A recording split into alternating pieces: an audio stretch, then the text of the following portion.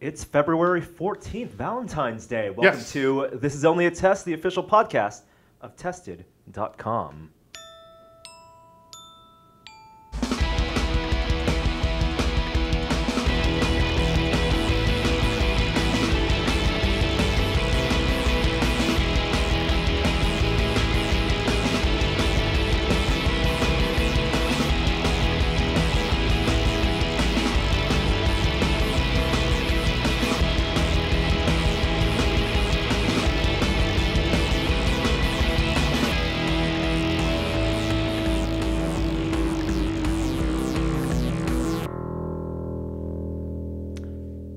I'm Norm, and I'll be your host today because Will is out sick, and I quickly want to introduce our guests today. We have Gary Whitta. Hello. And Loyd Case. Hello. I want to let you guys talk as soon as possible, because that was weird. Was that a longer version of the intro music than usual? I felt like it kind of went around twice or something. Yeah, I think I have either That's the wrong definitely or yeah, that was a weird file. extended mix or something. Oh, well, 12-inch. A little bit of bonus. The vinyl version. Yes, yeah. the original cut. How you guys doing today? Okay, I'm awake. That's enough. There is a podcast today, thank goodness. Last time Will was out, we skipped a week, but we got all the technical difficulties sorted out. I'm the only one in the office today, I mean, aside from you guys. But Will's out, Joey's sick. They're both sick. Yeah, so if Norm suddenly gets up and runs away, it's because we're having a technical issue that he's going to fix. Well, yeah, I'm running the camera, yeah, running this the is computers, completely the without a mixer, net. There's no one on this side of the camera lights, here in the office. We're the only three people in the office. I was telling you, Gary, earlier that it's like that Star Trek episode, Remember Me, I think. Yes, where people start on the Enterprise disappearing until eventually it's just Beverly. And it's a micro universe. Yeah, it's a cool episode. So like Will disappeared, and then Joey disappeared, and then it's been like this all along. Yeah, that's one of my favorite episodes. Creepy. That's a great episode. Yeah. But did you guys remember that episode? I vaguely recall it. All the Beverly episodes were kind of creepy. It's not just the fact that people disappear; it's that for the people that remain, they don't see anything wrong. Like it comes down to just her and Picard. And she's like, doesn't it seem weird to you that we're on this huge ship and we're the only two people on the ship? There's no crew. And he's like, we've never needed a crew before. Like, that's just how it should be to him. And then eventually it's just her. Yeah. And there's that really weird moment where she says to the computer, like, computer, what is the nature of the universe?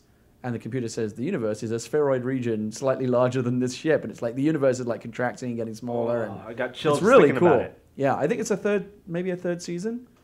Very excited for the third season coming on Blu-ray soon. The first really good one.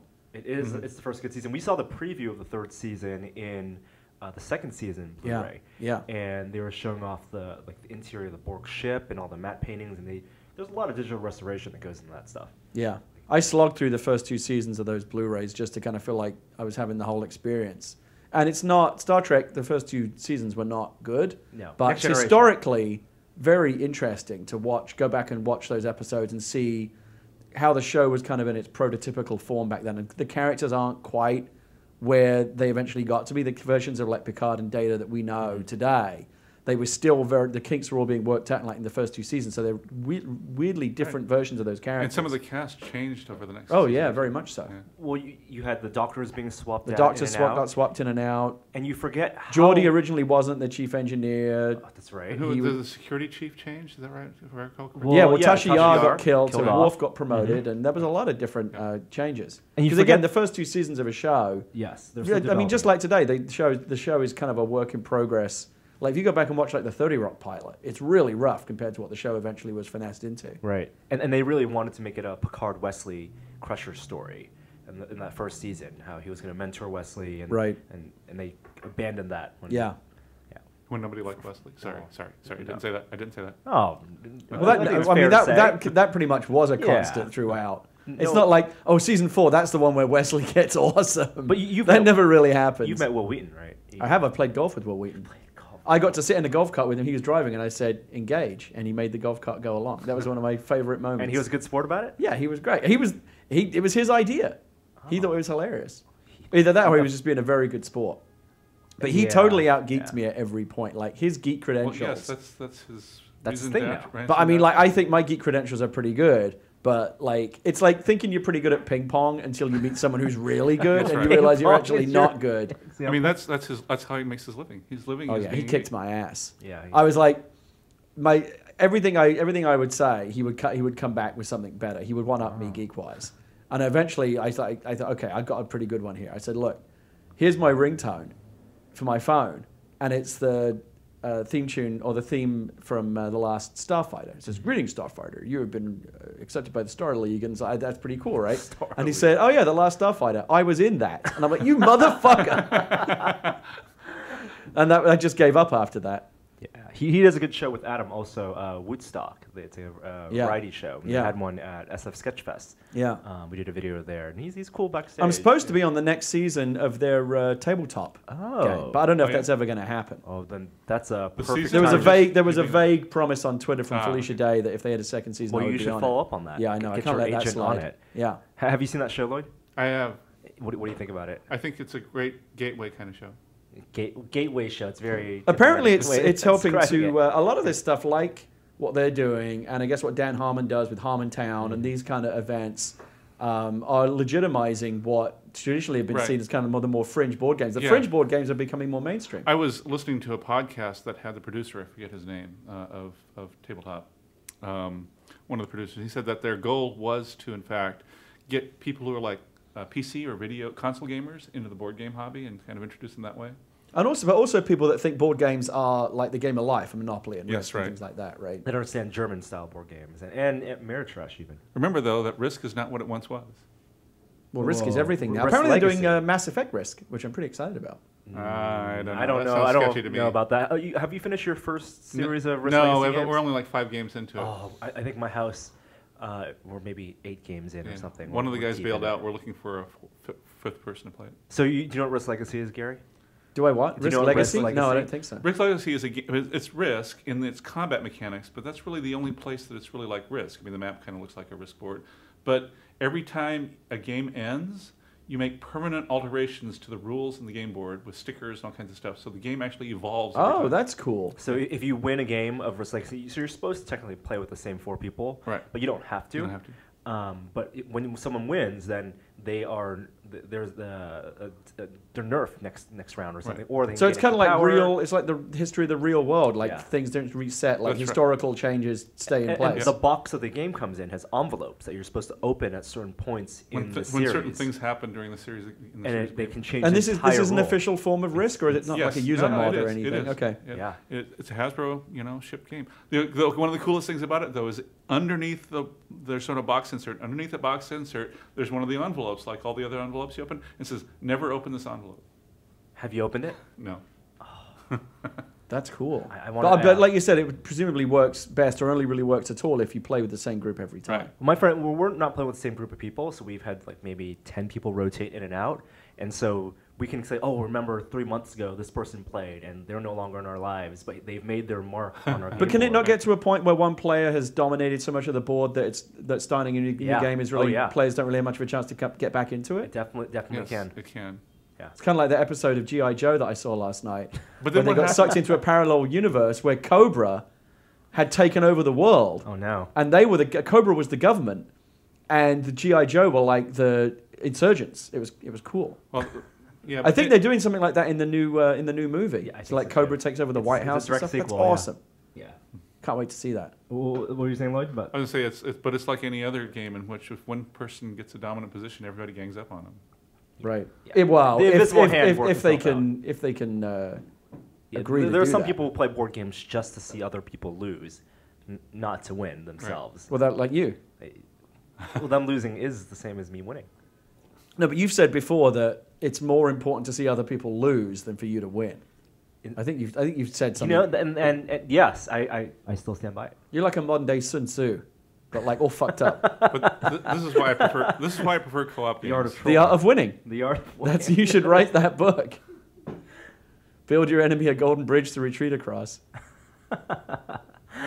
Oh, what were you saying again, Lloyd? I like co-op games better. Co-op games, board games. I find myself, at least in the video game world, becoming more attracted to co-op games. Like we were just saying before, talking about Mass Effect, like Horde mode, and I just started getting into the new man versus machine mode on Team Fortress. I still like to play regular Team Fortress, but I think because when I jump into other games now, video games online, everyone else is so much better than me that I feel more comfortable having them on my side and being at least at worst the weak link in the chain. Well, that's why than just constantly getting beat up on. The party system has worked so well on consoles because of that. Yeah, because you don't want to play with the people who are super good and also the trolls. Well, and when we would play Mass Effect, we found that it was much more fun with a controlled group than with whatever randoms you picked up. Although I came to Mass Effect 3 multiplayer kind of late, like about 3 or 4 months ago, and I've become completely hooked on it. Yeah, it's great fun. Have you purchased any of the Spectre packs? Only through fake money. But I've been playing. But I spent a bunch of real world money. But the thing is, I mean, I'm playing gold level games now, and it's like pretty intense stuff. And the pickup groups have gotten a lot better. I think there's a difference in culture also, because in Mass Effect 3 multiplayer, the Xbox people don't play with the PC people, don't play with the PS3 people. And from what I can tell from the forums, the cultures of the different groups are very different. I think that's largely true. All right, well, let's talk about technology news, because this is a tech podcast. What's in the news? Well, last week we talked a little bit about the Microsoft Surface Pro, and Microsoft had released it, I think the day of our podcast. Reviews had come out at least, and they were mixed. That's putting it politely. Yeah, I mean, there's definitely some people who liked it. Have you used it, Loyd? I played with it, but you know, I looked at it, the specs when they first came out, when it first announced them, and I looked at it, it says by the time this thing ships, they will have shot behind the duck. You know, we actually did this very podcast also when Will was out, when the Surface was announced. You guys remember that? Right. It was in my living room because it was such a big event. Yeah, and we were excited. I was really high on it. It sounded like a great idea. Well, we didn't know that the Surface RT, because the big question back then was whether the Surface concept, where you're tablet first, laptop second, with the kickstand and theoretically using it on a table with this type cover and touch cover, whether that would be possible in the ways you would use, or feasible in the ways you would normally use a laptop, for example, on your lap. And having used the Surface RT, we knew that wasn't the case. Yeah, and in fact, there's some very, very cool convertible laptops that are out there now from Lenovo and HP and others that are just much more useful as both tablets and PCs than. And it's interesting because back in the time when we were talking about the concept of this, we were saying that the great idea of the Surface is it would set the standard for third-party hardware manufacturers to try and emulate. And in fact, it looks like it's probably if I were to ask Loyd, who's the expert, which Windows 8 Touch laptop should I go out there and get? I imagine the Surface Pro would be pretty far down the list. What Microsoft did was they came up with this thing way ahead of anybody else's capability to announce anything, right? Because Windows 8 hadn't, the Ivy Bridge was a brand new thing, and all the OEMs were still working on their designs, and so they had a kind of a lead in the sense that nobody else had announced their cool stuff, with the possible exception of Lenovo, who had shut off the Yoga 13, back in CES. I mean, for the $1,000 that a Surface Pro costs you, can't you get a Touch Windows 8 laptop that's better? Yeah. Yeah. So there you go. But there are certain advantages, and because it is lighter if you want to use it as a tablet. But the problem then is there are no great tablet apps for Windows in the Windows 8 store. Not yet. At least not yet. And then you said that when Microsoft announced finally that locked down the specs, you already felt that they would be out of date by the time the laptop was, or the tablet was released. Why is that? Well, because you had this thing that weighed 2 pounds, right? Had a Core i5. So you knew battery life was going to be a problem right away. And it's Core i5 Ivy Bridge, but not the new the die reduction. Right. Not the super low voltage one, which is not actually a die reduction. It's just they just reprogrammed the. But that one theoretically is 17 watts. Right. But anyway, my point is though is not even that. It's so much that they basically spec this thing out as a PC, and you're looking at that, and it's like, but they're calling it a tablet. And it's not going to work as a pure tablet. It has to be partly a PC just because of the nature of the beast. So it's a big marketing mismessaging. Right. Like if you look at all the ads and they do those flashy like Microsoft Surface ads where they really play on the sound and the kickstand. Right. None of that. I mean, the form factor is the only true differentiator of this thing. I mean, it is kind of cool that you can fold it up and carry it around pretty much like a tablet. Right. The problem is, as a lot of people have noticed, that in a lot of use cases, it's actually inferior to a laptop. Like, for example, if you want to put it on a tray in an airplane seat, once you take into account the kickstand, and everything, the footprint of actually is really not. Yeah. You're better off with a regular laptop. And various other things like that. It's not as solid on a lap as a real laptop. So I don't know. It'd be interesting to see if Microsoft looks at the sales, in a few months from now, decides if they're going to, if there's going to be a Surface Pro 2014, like if they're going to continue to iterate on it, or if they'll just say, it kind of did its job to help, kickstart Windows 8 and leave it at that. Yeah, I think it is, in a sense, a precursor of the form factor, but the actual innards just weren't. They really needed Haswell, and it wasn't going to be there on time. And Haswell is Intel's next-gen chip, Right. and that's when you're going to even lower power consumption and Right. better graphics. Mm-hmm. There's a lot. I do think that third-party manufacturers have done a pretty good job of coming up. I don't know how useful they are, but there's a lot of cool designs out, like the Dell one with the screen that kind of swivels around and the things that you can fold over and turn into kind of heavy but still tablet form factor type thing. They're doing some cool things, but people don't really seem to be responding to Metro, quote unquote Metro, or the touch element. All the stuff that was supposed to make this razzle dazzle. What I see in forums and a lot of people talking about Windows 8 is using mods to get rid of the start menu and just talking about Windows 8 really as just a better version of Windows 7. I'm not sure that's entirely true. A lot of the people, several of the people I know that are very skeptical about touch on a Windows laptop have become complete converts because they realize that a touchscreen does not replace your pointing device. Yeah, it's a complementary. Except in the Microsoft world. But anyway, like you buy a Lenovo convertible or an HP convertible, and you always have a touchpad, or on a desktop system with a touchscreen monitor, you'll still have a mouse. And I think that the screen, what the screen becomes a quick and dirty way just to launch stuff. You just reach out and swipe and tap, and then or scroll. Yep. Scrolling. I have sent back the Lenovo Yoga laptop that they sent over for review, and I really miss having that touchscreen on just for web browsing, not in any type of dedicated Metro interface or anything, but just in a web browser, in a Google Doc, being able to scroll up and down by touching the screen, because that's the interface. It's a language that I'm used to now. Right. So over the weekend, the report was that Surface Pros were selling out everywhere.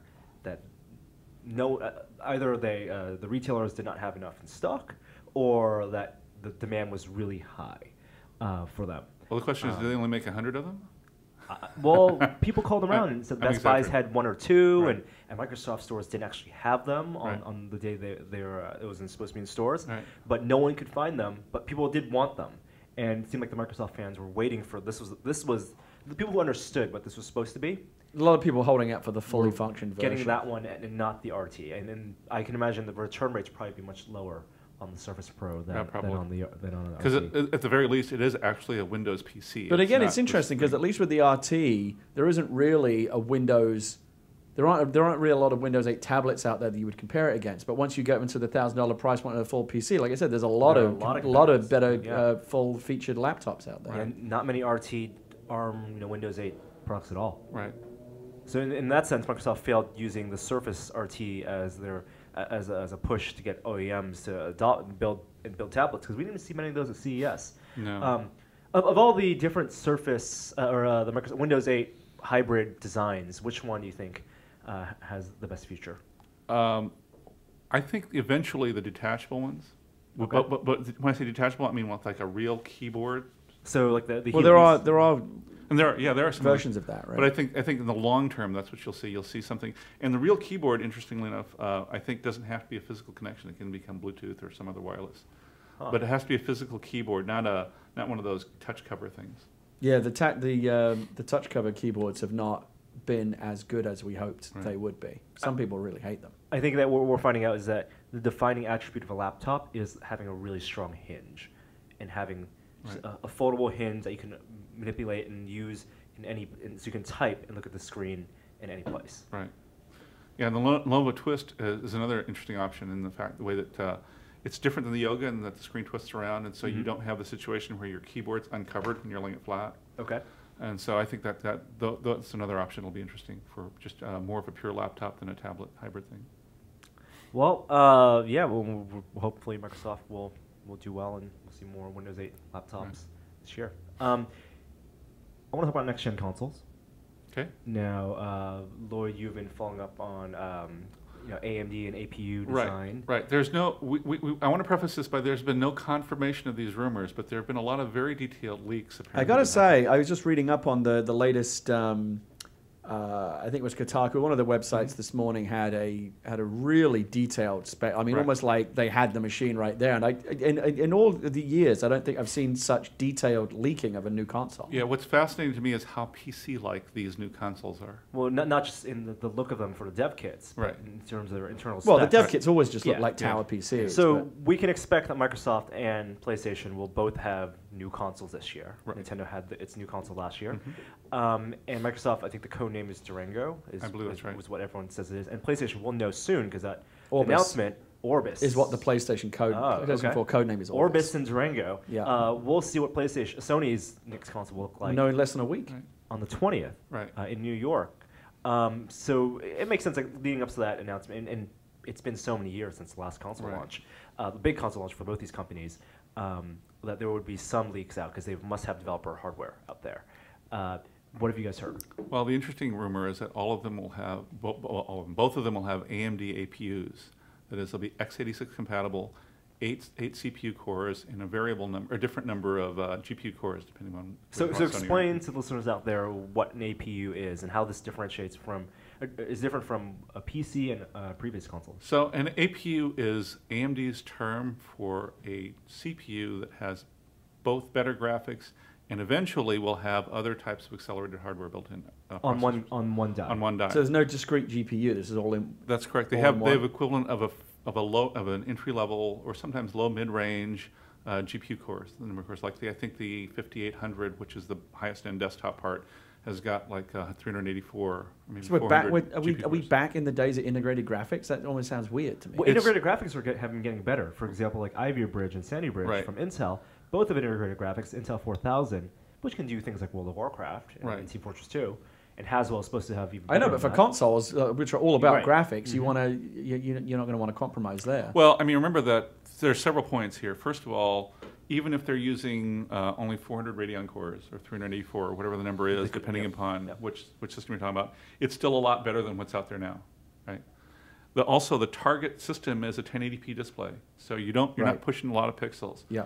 And then the third point is, even though it may be PC-like in the processor it's using, it's still going to be, everything's going to be running directly to the metal as opposed to having an OS layer and abstraction layers and all this kind of stuff. A little more efficient use of the hardware. Right. So some specific things I read just this morning about the new Xbox, a couple of things that were interesting. And there's a whole other discussion about everything having to be registered online, so the used game market's going to go away. That's another very interesting separate discussion. But in terms of the hardware, at least, I thought it was interesting. And again, these are all just rumors, but they seem to be on a more solid foundation than the speculation we usually see, and they seem to be consistently backing each other up. Like this site has seen the same thing as this site. A couple of things interesting that I thought saw today about the new Xbox. Kinect packed in. Every Xbox will have it, and you have to plug it in. It's mandatory. As a separate unit, but it's a second generation new kind of Kinect, which hopefully is more functional than the piece of shit Kinect that currently exists, which I think is worse than useless. When I was at the Microsoft Build conference, they were showing some interesting concepts using PCs rather than Xboxes of how they are improving the UI side of it. Yeah. So I think there's going to be some better meat there. The promise of it is still tremendous, but right now it's still more trouble than it's worth, I think. I don't think it's anywhere near fine enough to really add much to games, and it ends up just being a pain to me. And you know the resolution of the Kinect, that can be improved just with algorithms and software. Right. You don't need to add more LED lights and infrared sensors. But the latency is a big problem with the current Kinect. Right? I mean, I think I'm willing to believe that the new Kinect, hardware and software-wise, is a big step forward, and hopefully actually fulfills the promise of the original one and actually does make games better with Kinect. Well, if it's built in, so far is a lie and has been all along. It's not just going to be another 6-axis style add-on. But what's interesting is the standardization. Remember when the last Xbox came out, because there were these different SKUs. Right. There were these weird. There wasn't just one standard base. Like, does this have Kinect? Well, maybe some people have it. We don't know. So Kinect support's kind of hard drives. Some consoles had them. Others didn't. Right. And connectivity. A lot of Xboxes are not connected to the internet. So that's a feature that designers can't always rely on. The new Xbox, again, according to rumor, Kinect mandatory, internet connection mandatory, hard drive built into every unit. So game developers can finally target all of those things and not have to design around those few consoles out that may not still have that functionality. Yep. So that's cool. And internet connection mandatory ties into the whole no backward compatibility and no used games. Right? Well, so the big scandal, a lot of people are having conniption fits about this. Oh my God, if I can't sell my old games or go to GameStop and buy old games, if the used market's being phased out, then that's a real problem for me. Of course, PC users have been used to that for a while. Yeah, and I mean, it's weird, isn't it? How a lot of gamers out there say like, well, I want my ecosystem to be more like Steam. Well, guess what? Steam doesn't allow for used games either. Right. Yeah. And Journey, or The Walking Dead, or any popular game that you might download, you can't sell that on to the next person. The difference that Steam has in terms of their economics, they reduce the price of their games and make it that much more attractive for you to Not at first collect release, that. though. Not at first release. But they do have very deep discount sales every They do, year. and Microsoft never has any of that. So I think it's something that people are going to complain about, but I think it's the wave of you're not going to be able to stop this tidal wave. This is too many publishers and developers want this to happen. Yeah, if Microsoft is willing to step up and adopt the Steam model in the sense of having variable pricing over time, then people will complain less. I think there's a big problem that people have reconciling the fact that when you buy something tangible, like a disc, you think that you own not just a license, which technically is what you're buying. You're playing a license to play the game. But there is data on that disc that you own. Right. I can't remember which game it was, but it was a game that I bought last year that it came with a DVD, and you install it, and all it did was connect to Steam and start downloading the game. There was actually nothing on the disc other than the physical disc. Yes. Yeah. But on the other side, there are also publishers who pack in DLC on the disc, but don't let you unlock it until you pay for it. Okay. So can you? Or if you're the first user, you can unlock it if you're the first user. Right. But if you resell the game, you'll have to pay money. I mean, we're already halfway there with the multiplayer functionality of a lot of games. Like you buy Mass Effect 3, you want to play it online, you've got to type in a code, and that code is locked to you. When I sell that game on, they're going to have to go and buy a discrete code to use the multiplayer part of it. And so this is just going to apply to all. And I think people are going to be really upset. People will say, "Oh, boycott! We're not doing this," but it's going to happen. Well, then there's the whole thing with Dead Space 3, right? You're spending $60 for this game that you can do in-app purchase to accelerate your process play through the game. In the game. In the game. That's I mean, they'll find whatever way they can to get more money out of you. Let's go back to the hardware. You think that they're going to target 1080p native? Yes. And then upscale up, but 4K is not going to be a factor for a long, long time. See, to me, I feel like the hardware is by far the least interesting part of this. Like, if you look at the current generation, if someone said to me, should I get a PS3 or an Xbox? All of my, and then you ask a bunch of questions, right, to like kind of tailor, well, what kind of experience do you want to have? With the exception of the Blu-ray player, none of my questions would be about the hardware because it's pretty much a push. Xbox, PlayStation, the games look pretty much the same. It's a question of what kind of games do you like, where the exclusives are, Blu-ray, what do you want to pay for multiplayer, what kind of ecosystem, what kind of experience do you want to have. But the hardware is kind of a push, and I think it's going to be the same. Yes, I think we can take for granted the next two consoles are going to be far more powerful, but they'll probably be roughly the same. And again, it will come down to: do you want to pay for multiplayer? Do you care about used games? Right. Do you want to watch Blu-rays? And that it's the experience. We talk about this in cell phones and stuff all the time, right? It's much more about user experience than specs, and I think that's going to be true of consoles as well. The specs will be roughly the same. Right. They'll have different hardware destinations, different paths of hardware, different architectures. But you put just like with the current PS3 and Xbox 360, you put two games up next to each other. They're going to look roughly the same. But how you experience the game, how you buy it, what kind of multiplayer options, the experience stuff is where the two consoles will be really differentiated. Because I think they're going to have radically different approaches this generation. Well, I do think though that one aspect of the hardware being similar, the internal hardware, is that cross-platform development from the developer's point of view will be a lot easier than it used to be. I mean, you've got the same CPU targets, slightly different graphics, but they're the same architecture for graphics. So you just have to do things like alter your texture resolutions. You don't have to worry about the binary differences between them and stuff like that. Wouldn't it be great if Sony and Microsoft could sit down and just have, just have a detente on one thing and say, look, people love like cross-platform play. So Borderlands 2 is coming out for the Mac, and you'll be able to play with PC people. We love that. Why can't they say, look, we'll have our little war, but wouldn't it just be great for everyone if when you jump into Mass Effect 3 multiplayer, the player base is PS3 and Xbox, and it's all one big happy family. Rather ally with all one big happy family of adolescent racists. They rather ally with the PC side, which PlayStation has kind of tried to do, cross-platform PC PlayStation play, but that's never taken off. Right. And I think the hardware being on this parity in hardware does make more sense this generation around. Last generation, we had cross-platform games where people would just do comparisons between, how bad one game, like Rage, would look on one game, or one console versus the other.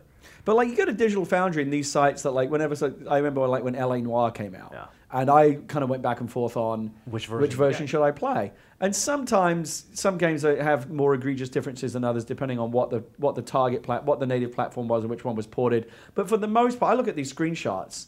And I'm like, I really can't tell the difference. Like, it's such a minor thing. And in the end, it came down, on LA Noire, I think it came down to, like at least on the PS3 version, it was just one disc and there was no disc swapping. Right. But again, it's where it's things that have nothing to do with hardware. It's where your friends are. Who do you want to play with? How do you want to play the game? How many games are available in the various different stores?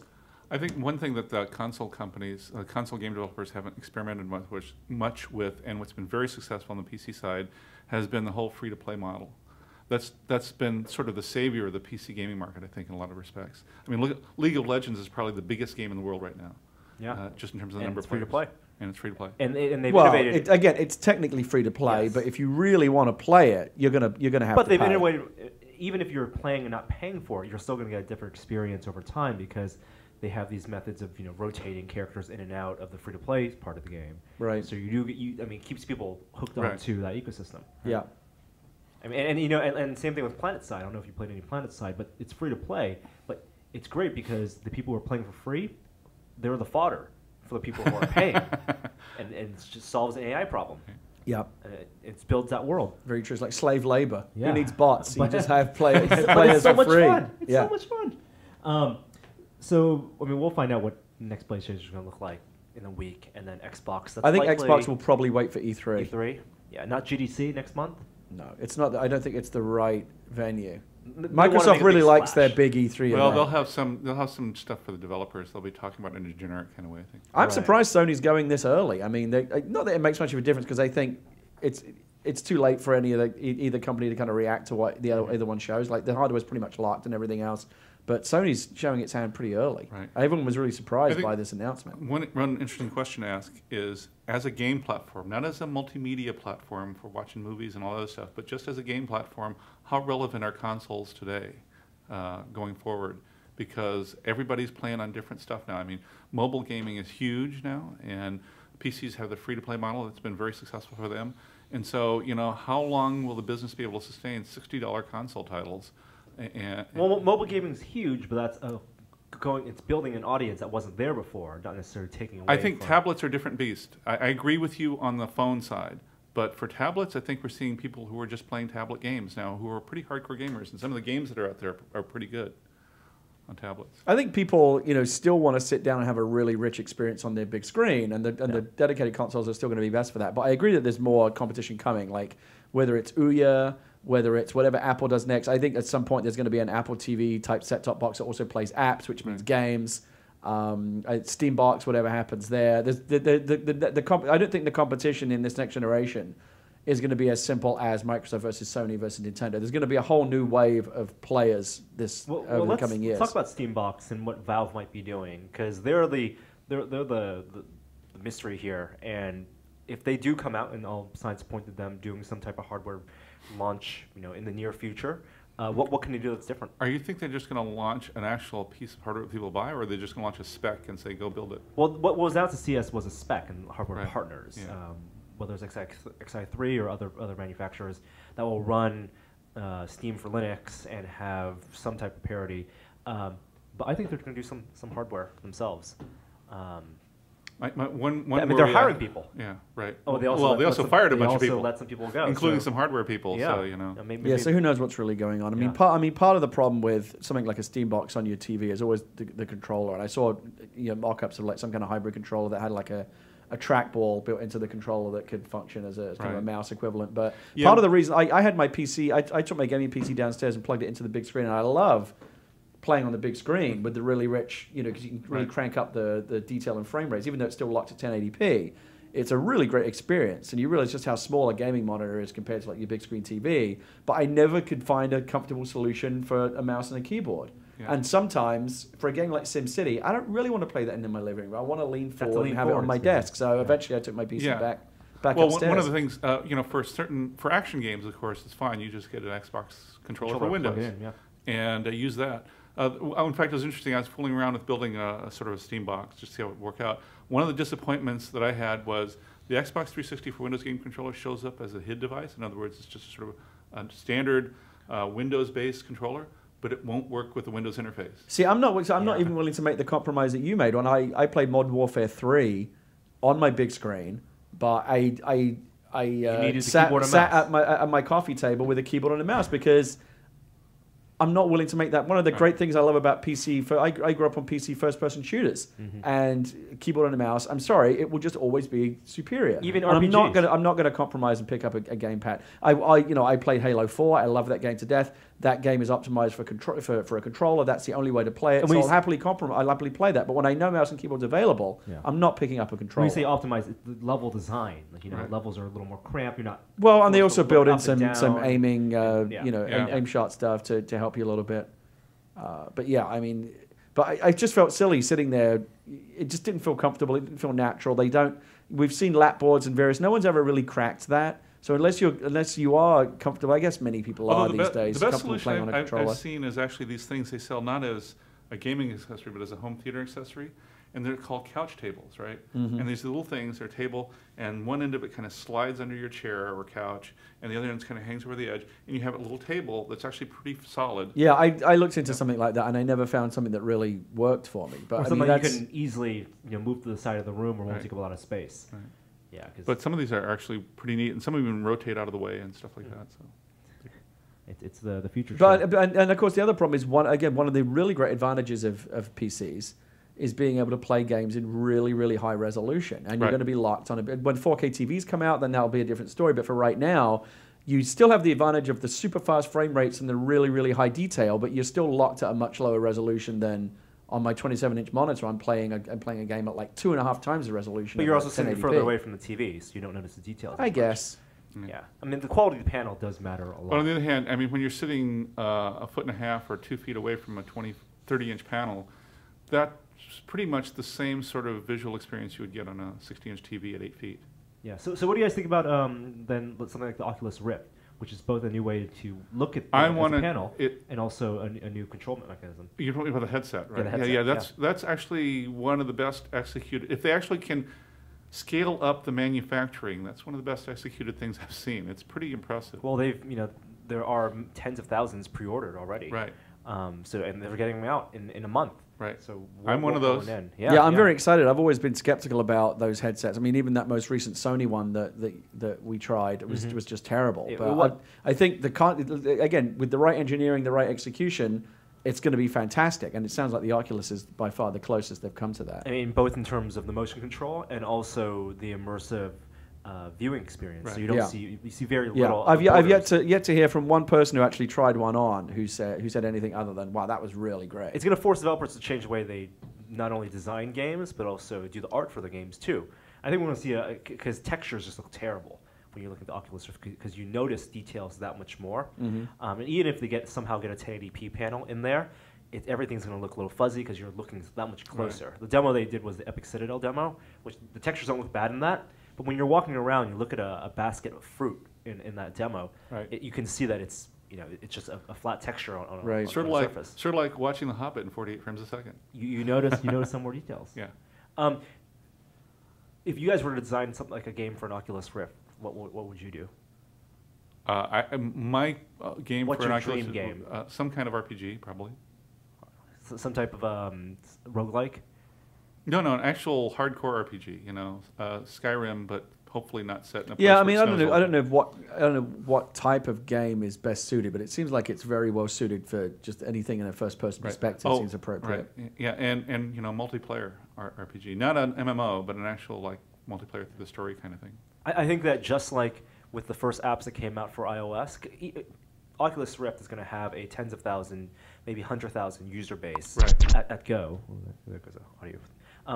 But there's going to be a big gold rush for app developers and game developers, and whoever does the first temple run for Oculus Rift, first-person temple run, that's going to be a big. Well, I don't know if necessarily it's going to be about game developers writing games just for the Rift, or if the next Elder Scrolls game simply has a mode that's optimized for it. They probably wouldn't have to do very much. They actually change with the field of view and a few other things, but it seems like it wouldn't be difficult to bring over. See, that's where I think that developers are going to find that they're very surprised. I think they have to do a lot of things. For example, the point of view stuff, right? Being able to turn your head, that's actually not a trivial thing. It's not like using your mouse. Yeah, because you're not going to be pointing your gun where your eyes are looking. Right. And also the UI stuff, as opposed to being in the peripheral, it's going to have to be more center focused because you're not going to want to have to dart your eyes around the screen just to look at your health. and your inventory. Well, I think the Oculus guys I think it would be a smart move for them to be talking to some people like Bethesda and id and people like that, saying, what do we need to do to get you to put an Oculus mode in your next like AAA game? Everyone who buys an Oculus Rift gets a copy of Doom BFG optimized for Oculus. Right. And I think you will see more things like that. Yeah. So let's switch gears just a little bit, but talk about PC hardware, because we were talking about AMD earlier and the APUs, but there was word also last week that a roadmap for AMD was kind of leaked, and they are apparently not doing any new GPUs this year. They're sticking with the 7000 series, which did okay last year, but they need to cut the price if they can do that. But that's my only serious comment about that in terms of what they need to do with the 7000. What I think is going on though is that they're in 2 major console releases. I think they're just resource constrained, personally. I mean, because you got to think a couple of years ago when they were planning the roadmap, they had something past the current. Oh yeah, and they still do. They still do. They're just pushing it out to the fall. I mean, building the components that go into the next generation of consoles. There's got to be more. There's got to be more money in that than just building discrete GPUs for PCs. There was one estimate. They're on all the consoles. Right. Yeah. One estimate one analyst had up on one of his slides that said that the console business would account for 20% of AMD's business next year. Wow. I mean, they're not doing so great in the CPU side. No. And so for people who have, who are AMD fans, use the 7000 series, how does that compare now? We haven't done benchmark video cards in terms of performance, stock 7970, excuse me. That's the high-end single GPU. Yeah, that's what I have in my what PC. they call the gigahertz edition is roughly equivalent in performance to a stock GTX 680. Okay. In just performance. And 680, that's NVIDIA, that's the Kepler. Current high-end Kepler, right. Single GPU. Now, there are other differences that are more important to some people, like the Kepler is quieter, uses less power. So those are all kind of cool things. But in terms of just raw performance, they're roughly the same, give or take. Now and again, just like the PS3 and the Xbox, that's been the status quo for a long time. I always had the impression, just as a kind of a casual observer of this, I'm not like hardcore Mr. Hardware upgrade every year, but it seemed like I've used NVIDIA cards and AMD cards. I've gone back and forth just depending on whatever I can lay my hands on. Yeah. But it's always seemed like for the longest time, AMD and NVIDIA have basically been in a very evenly matched arms race for the longest time. Like NVIDIA will come out with the latest hot card, and they'll have the card to beat for like 6 months, and then it will switch because AMD will leapfrog them a little bit with the next AMD card, and then NVIDIA again, and back and forth. But it seems like maybe that's changing. They're very reactive companies, both in terms of design and pricing. Because I mean, it's not like one company has got like secret technology the other one doesn't have. I mean, again, they're basically constrained by what's possible in terms of silicon and what they can really do. They've just got slightly different approaches. But I was talking to a good friend of mine in the gaming press recently who's pretty up on all this and said basically in the future, at least in terms of like the discrete GPU for PC gaming market is concerned, it's going to be all NVIDIA. Like AMD is going to fall away. And I don't know if that's true, but he seemed very and Lloyd, you think that very confident in that prediction. That would only happen if AMD doesn't cut their prices dramatically. Right. I think they need to do that. And, you got to also think about where the PC gaming market is in terms of the games. I mean, there are hardcore guys that want to have 3 GPUs in their system to play with all the AI on. But in fact, most of the market is $200 to $300, actually $200 GPUs. Yeah. And, and if you're playing on a 1080p monitor and you're willing to not have AA, then a $200 GPU is all you're going to need from whichever company. I think the last 2 briefings I took from AMD were both for not new hardware, but for game bundles. Right. And they're really cutting down on price and also partnering with publishers just to bundle in games. So some really $200, including games that don't ship yet. I mean, it's not like they're in the old days you get a bundle and it was like a year-old game, but now they're pretty much cutting-edge games. So that could be a model that works. So in terms of the NVIDIA side then, what's the status of NVIDIA? I mean, Fermi, which was the 500 series, was really hot and loud, Kepler is an awesomely power-efficient part, relatively speaking, for the size of the die and all that kind of stuff. And the release model has been very similar to their traditional. They launched at the 80 series, 680, which is the high-end single GPU. Right. Then they kind of roll out like the one step down, 670, and then they do they cut some cores and they do some some budget ones, and their TI series, and so that's pretty much what they've done, yeah. They have the full from 150 all the way to $400 range video cards, and these are the cards that will run. I mean, NVIDIA they're not resting on their laurels. They're also doing the Project Shield stuff, which will require a 600 series video card, and then if you can get one for $150, $200, $230. And that's not a bad deal if you're interested in Shield and doing remote gaming. Right. Although I'm still not completely sold on Shield, however. Are both NVIDIA and AMD not doing the dual GPU on? Both of them have dual GPU. AMD just really quietly started shipping 7990 cards, 7990 cards, excuse me. Right. And NVIDIA has been shipping their GTX 690 for a while now. $690, $1,000. Well, yeah, it's not cheap. Neither of them are cheap. If you're building this PC and you want to have 2 GPUs, do you prefer doing a single card with 2 GPUs or? Well, it depends on a lot. Depends on the constraints of the system, right? If I have a big enough case, I'd rather put in multiple GPUs. If I have a relatively small case, as long as it still has good cooling, a dual GPU card is maybe better. You have to ask the question: is what are you displaying it on? You know, if you're doing triple monitor stereoscopic stuff, 2 or 3 GPUs start to make sense. If you're just playing on a 1080p monitor, I'm sorry, but a single 680 is probably plenty for what you need.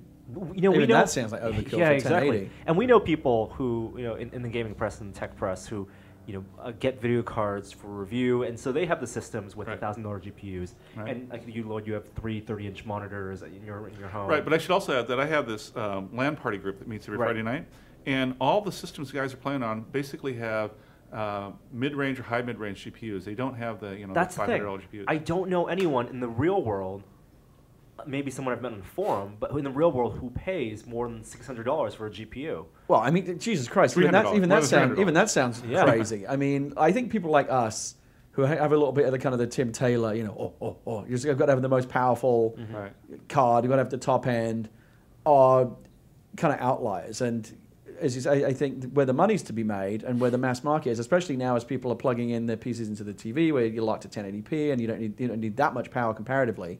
It's those mid-range cards where people, because the GPU is by far the most expensive single component when you build a PC, right? Right. There isn't really anything that comes close. In performance for what you use it for. Right. Yeah, but like, so there are always going to be people that's like, well, I just want all the overhead. I want the most powerful thing possible. But most people are like, well, I just need, this card is more than good enough for me, like for a couple of $100. It's got to be like the Bill Gates and the Ron Williams of the world who could spend $3,000 just on video cards.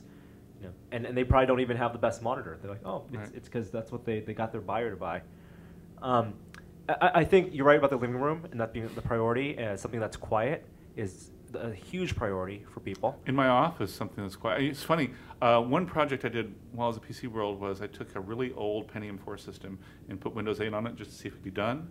But what was striking about that is that this had been sitting back in my back room. Was it clean install? Oh, yeah.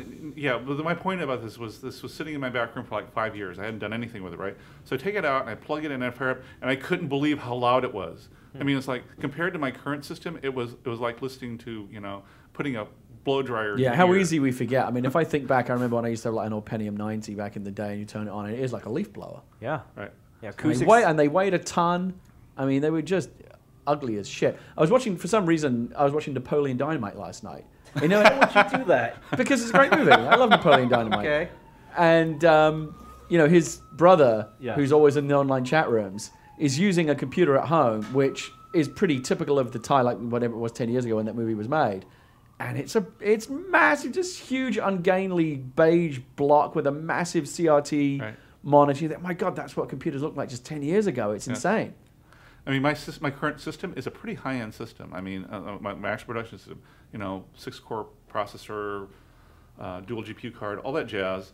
And when I turn it on, I can barely hear it running.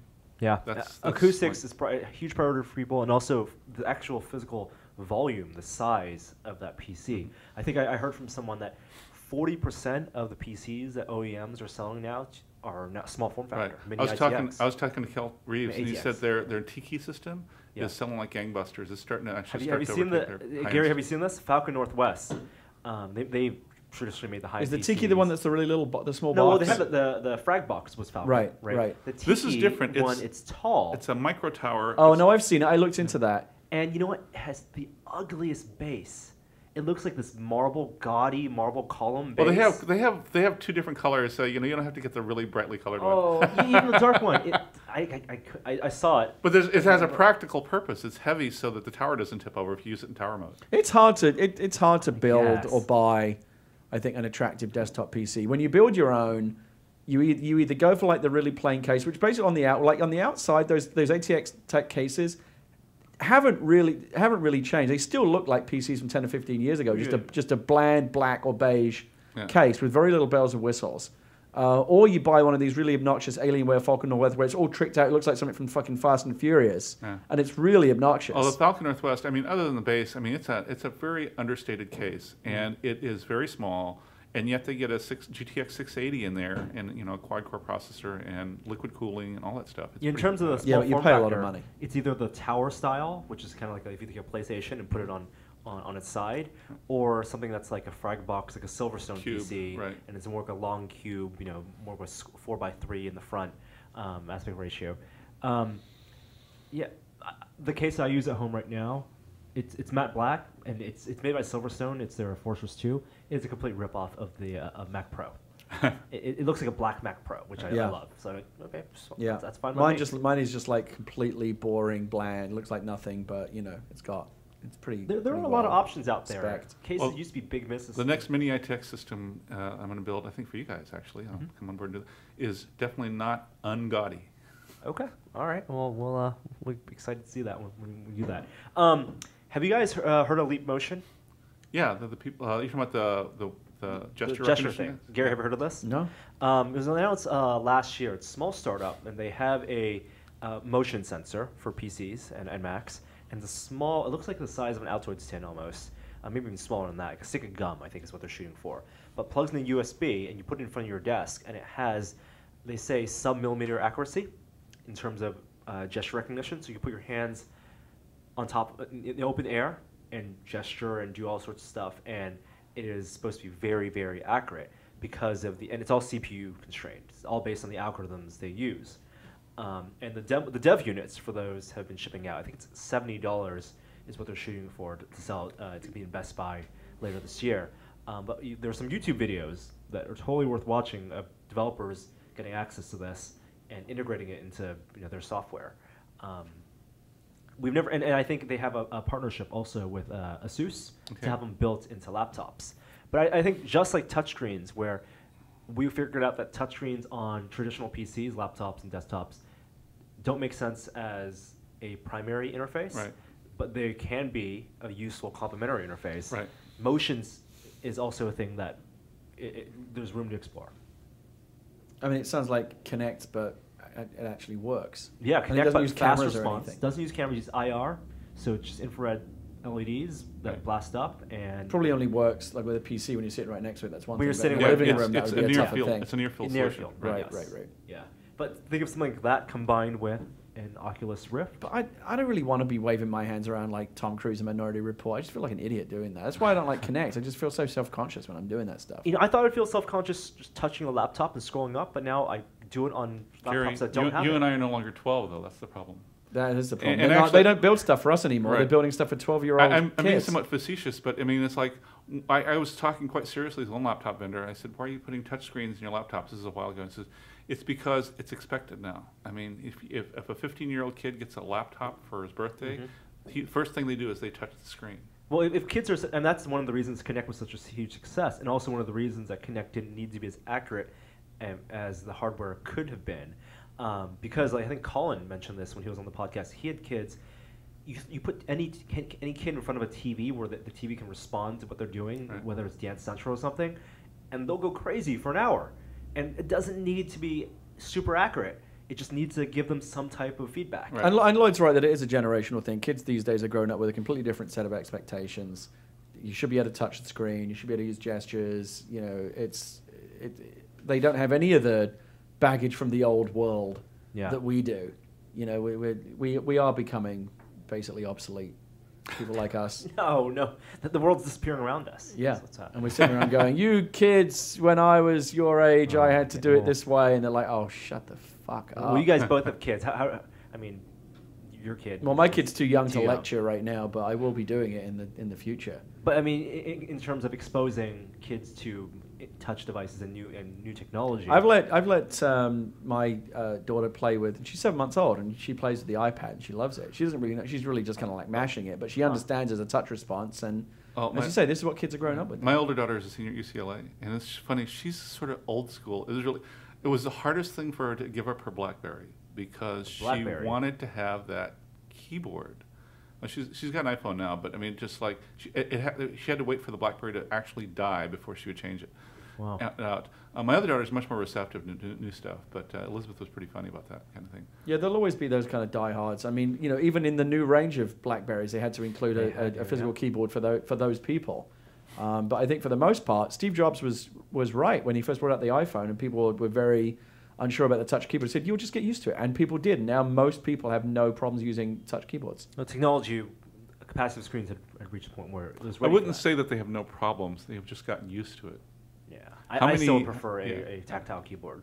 I mean, how many times do you see text messages or emails from phones, and they're all kinds of like, ooh, autocorrect kicked in on this one. You can kind of see what happens. Yeah, I mean, it's still not perfect, but in terms of what you get back, like full screen displays, because that was really what you wanted. You didn't want to have a BlackBerry look half a screen and then all this real estate given over to a physical keyboard. The whole idea that the keyboard is there when you want it to be and it's screened when you don't want it to be was brilliant. And I think what we got from that is, and plus we also got like all kinds of funny autocorrect websites and stuff. Well, I think now voice is becoming that much more prevalent because it's actually useful now.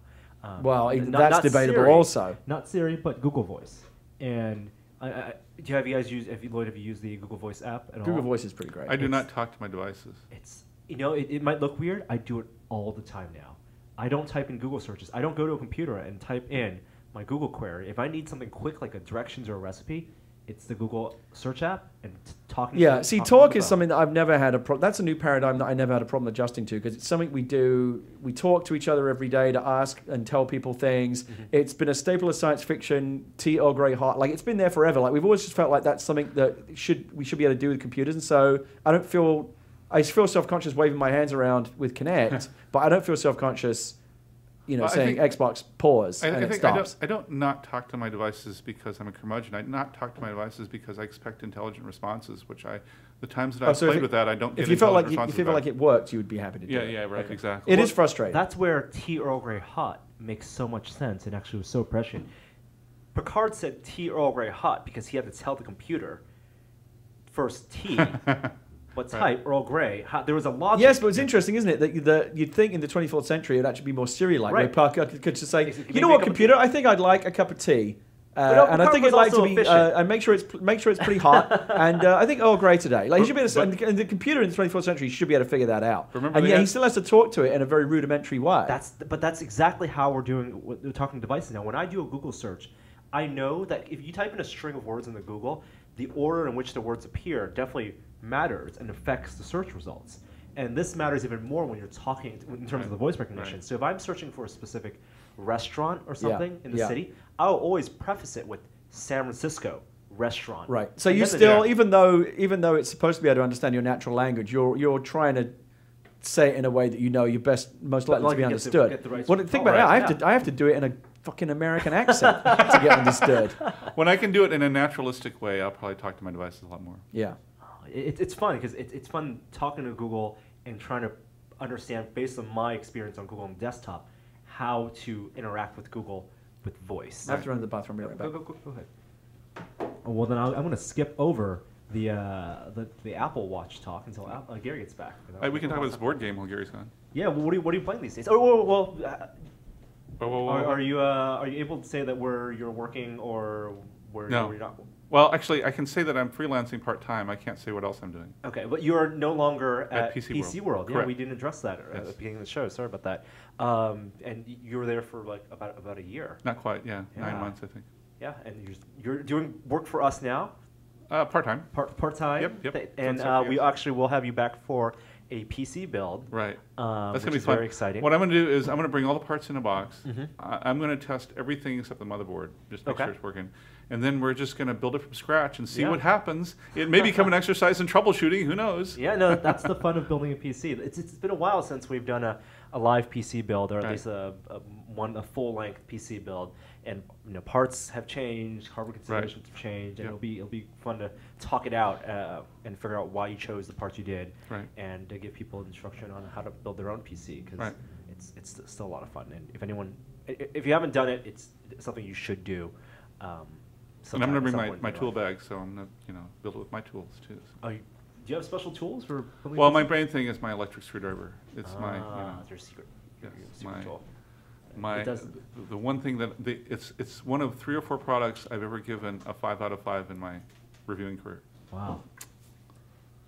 So What's up? What I miss? we're talking about building PCs. Oh, okay. I mean, you built your PC last year. Gary. I've never really built a PC. I've always kind of it's always ended up being done for me, and you've had bad experiences when people have done it for you. Yeah. Although this last one finally is pretty stable, and I'm pretty happy. It was with a memory, wasn't it? There was a memory problem, and I actually want to upgrade the memory on this new one, but I'm terrified to swap out the sticks that are in there memory's right going to now. get more expensive.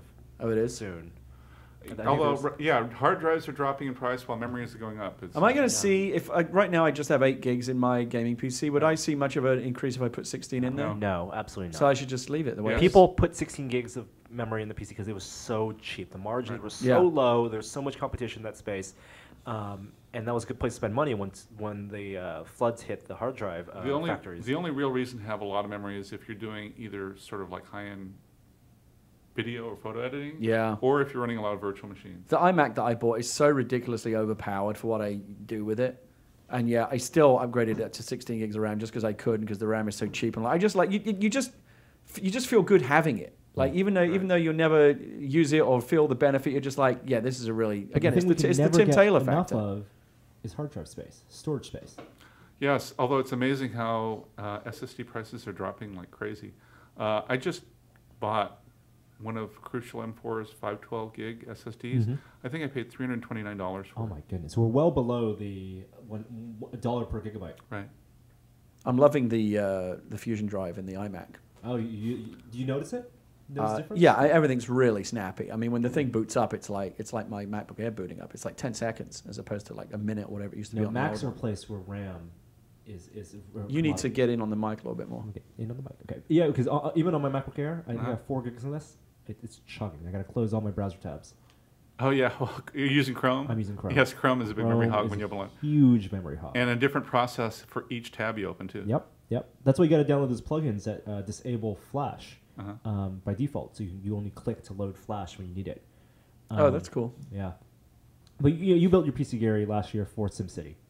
And I actually built it for a number of reasons which didn't pan out. One of the reasons I bought it was for Star Wars: The Old Republic, which ended up not being that great, so it wasn't worth the effort.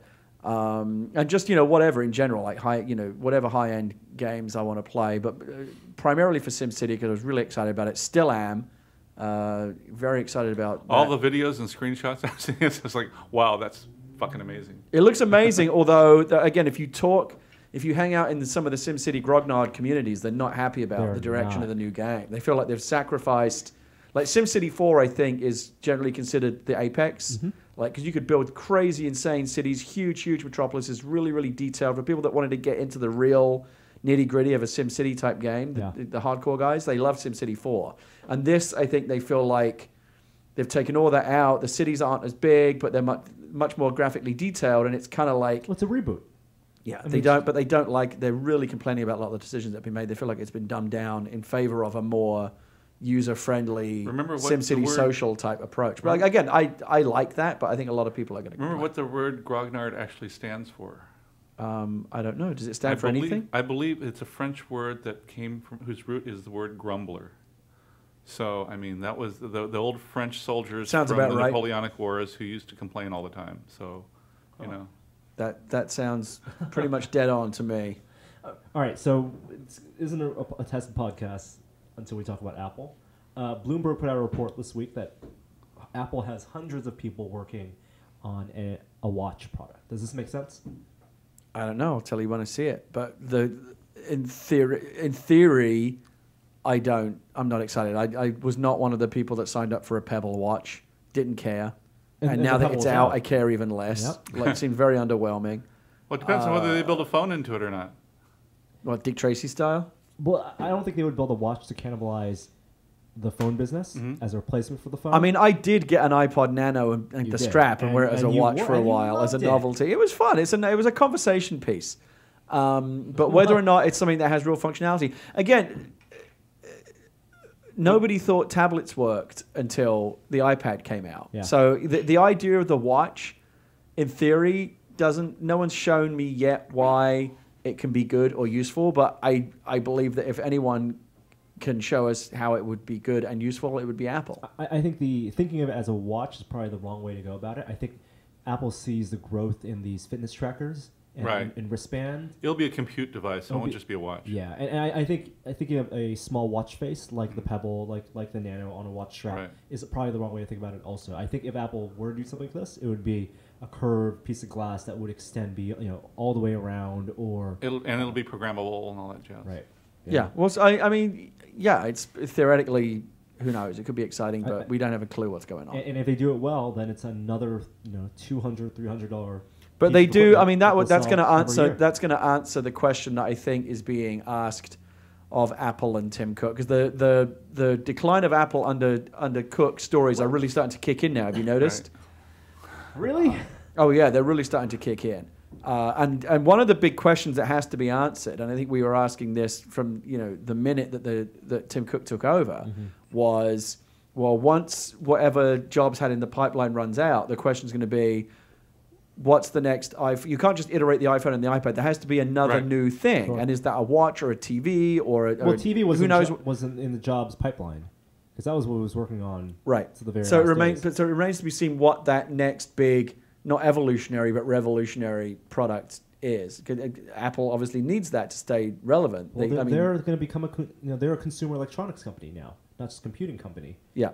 So you talk about cars and anywhere where there are electronics that can be smarter, they can expand their ecosystem to reach into those territories. But what Apple did with the iPhone and with the iPad is revolutionize the market by showing us something we didn't realize we wanted it until we saw it and oh my God, I got to have that. And I don't know what the third act is after the iPhone and the iPad. What I'm not convinced of is, even if this watch is very cool, I'm not convinced it's going to be, I got to have that kind of product. And it's an interesting time for tablets either. Wristwatches have gone away. They have. I still enjoy wearing a wristwatch, but it used to be a point where I felt naked without a wristwatch. If I left the house and I realized I hadn't put my watch on, I'd go back in and get it, because I just loved having a wristwatch. The problem is so many people now just look at their phone to tell time. Well, Apple the wristwatch has kind of died off a little bit. Cell phones killed the wristwatch, but dominant cell phone now. So can Apple now resurrect it? Yeah, that's an interesting story to tell. Yeah. And they can do Mickey Mouse watch faces. I love those Mickey Mouse watch faces all day long. They got those Disney connections. Lloyd, have you used the Nexus? And just think now they could have Marvel and Star Wars characters on there as well. All that as well. I have not used the Nexus 4. I have a Nexus 7. I love the Nexus 7. Nexus 4, which we got the phone, right? Yeah, the 4 we got in a couple weeks ago, and I've been using it. It's a really good phone. Weren't you complaining about the fact that you wish it had faster download speeds? I am, because we have great LTE in the Bay Area. Right. I mean, it really feels like not having an LTE phone these days feels like you're just handicapping yourself unnecessarily. Well, a lot of people pointed out that they live in areas and there are many places in the country where LTE, and overseas, where LTE is not the dominant. Right. Yeah. But here in San Francisco, it would be very hard for me to give up LTE now that I've had it for a while. Can I rant for a second? You can absolutely. This is sort of my problem with tech reviewers everywhere, is that they all tend to be people who live in metropolitan areas, and they see their reviews through the lens of that. And in fact, most people don't live in that kind of environment. Yeah, but to be fair, the majority of people that are reading those blogs are also kind of urban metropolitan tech types. Like the guy out in fucking Kentucky somewhere who's just got like a cheap phone isn't reading Engadget for the latest Android reviews. I can do his phones no matter what. A lot of my fans live in remote areas. That doesn't mean that they're not. I think that says a lot, actually. Maybe. They're all like living out in their log cabins writing manifestos. Loyd Case is right. He's the true leader. And then they blow shit up. But yes, you're right. Like there are a lot of technologies that people don't need. Right. And there are things, that's why we live with products. And that's much that they don't need as it hasn't been widely deployed yet, right? Sure. At some point, we'll all have gigabit wireless, throughout the world, but that's a ways off. Yeah, imagine if the dominant tech press was in Korea, and they're all talking about, oh man, this service sucks because it's not cheap, gigabit internet. Right. And we're talking about paying $100 a month for 20 megabits. Right. Yeah. Here in the States. They laugh at us. Yeah. So we're behind in some ways too. But yeah, the Nexus 4 is pretty good. It's definitely changed the way I've used a smartphone. How would you compare it to one of the big Samsung phablet things? So I haven't used a Note. Okay. You're talking about the Note and the Note 2. I've used the GS3 and the Galaxy Nexus. Mm-hmm. It is technically thinner than the Galaxy Nexus and thicker than the GS3. Right. I like it more than the GS3. It feels nicer on my hand. If you had to give up your iPhone and live with an Android phone for the next year, what would you want? Easily. You'd want the Nexus 4? Easily. So you don't care about the LTE, even knowing you'd be giving that up in San Francisco. Think about, we didn't have LTE on the iPhone 4S for a year. Yes, but we now totally okay with it. Well, yeah, but we also I used to be okay with my Nokia Candy Bar phone, but I wouldn't fucking want to go back to that either. Once you had it, you can't go back. Yes, you can go back. HSPA Plus is fast enough for the things I need to do. The benefits of LTE on the iPhone 5 are mostly downloading apps and watching YouTube. And I don't watch YouTube that much on my phone anyway, or watch video, period. So why the Nexus 4 and not a Galaxy S3? Which seems to be the Android phone to have these days. That pure experience. The what? The pure Android 4.22. Oh, you want the purity. You don't want the TouchWiz shit over the top. Okay. That's fair enough. And the design is really nice. So the phone, I wish I had it. It's in my bag, actually. It has the curved beveled edges on the side, swiping from left to right. And even the widgets on the lock screen, it's worked really, really well. All right. I'll take a look at it after the podcast. I want to see it. And Google just released their wireless charging dock for the Nexus 4 also. It's like that Palm Touchstone. So it's magnetic induction. I do like that. You just slap it right on there. Slap it right on. And that's the thing I want more devices to have. If Apple comes out with an iWatch and it does not have wireless charging, I'm very disappointed. Right. Because fair enough. I do not want more things to plug into a wall. Yeah. I mean, I plug into it once, but I don't want to have to plug a USB cable. Everyone's you buy the tired of Nexus 4 and it's unlocked, right? It's yeah. You can only buy it unlocked. Right. $300 and $400. Okay. Yeah. Which is also then. I mean, I wish it came out 1 year ago because that's so much better purchase than getting that 4S, the iPhone 4S. Yeah. But it's also nice. I mean, there are a lot of things that you can read about using Android and the benefits of Android, but until you've actually done it, like downloading an app on a computer and it pushes the install on your phone, that's really cool.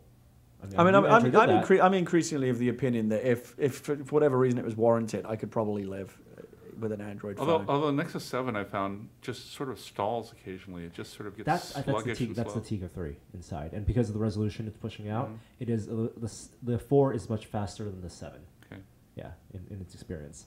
One of the biggest stories this week has to do with New York Times and Tesla. I really want to talk about this. So for people who don't know, Tesla, they're the car manufacturer owned by Elon Musk, the Tony Stark of the real world, and without the mechanical heart. Well, yeah.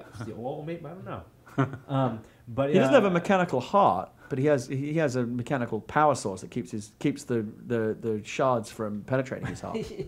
I felt the need to correct that. Tony Stark doesn't. Yes, he doesn't have a mechanical heart. The reactor in his body. He has a reactor which one of its functions is as a magnet to prevent the shrapnel from getting into his heart. He's slowly dying every day. Yes, Absolutely. Tesla. It's important we get the fake technology, even if we can't get right. Even if we can't get real technology right on this podcast, it's important we get the fake stuff correct, especially in comic books. The Model S was released this year. It was a $100,000 car for the signature edition, the highest end. But theoretically, the entry level is $50,000, which was a big deal for all electric car. Isn't one of the differences this turbocharging thing? The battery is the battery difference. The battery capacity and the charge rate are different. Right.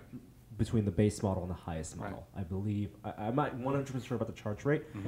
We have a reader who owns the signature edition, and he can use a supercharger, obviously. Right. So in promoting the Model S, they've given reviewers, like The Verge got to loan a Model S, and also the New York Times got to loan one to do a relatively controlled test run of it, because they're very cautious. Tesla is. They had a really bad experience with Top Gear a couple years ago, where they loaned a car to Top Gear, and Top Gear, basically, at least this is what Tesla claims, wrote out the script and bashed the car ahead of time before getting the car, and they had their. I think it's because they're all like crazy petrol heads, and they are. Clarkson and those idiots are all like the idea of a car that's like ecologically friendly is just anathema to them. Right. And there's a whole lawsuit related to that case. So they've been very wary. So for the New York Times profile on the car, the idea was to promote these supercharging stations. So while you can charge a Tesla in your home, if you really want to plug it into like 110 wall outlet or even a regular 3-prong outlet, you can. It a long time. You can also charge it at these EV stations, which there are increasing number of, at least in the Bay Area and on the coast. Right. And then these superchargers that Tesla is installing itself in like parking lots of strip malls and stuff like that. But how do you charge it? Like most people are going to charge their car at home.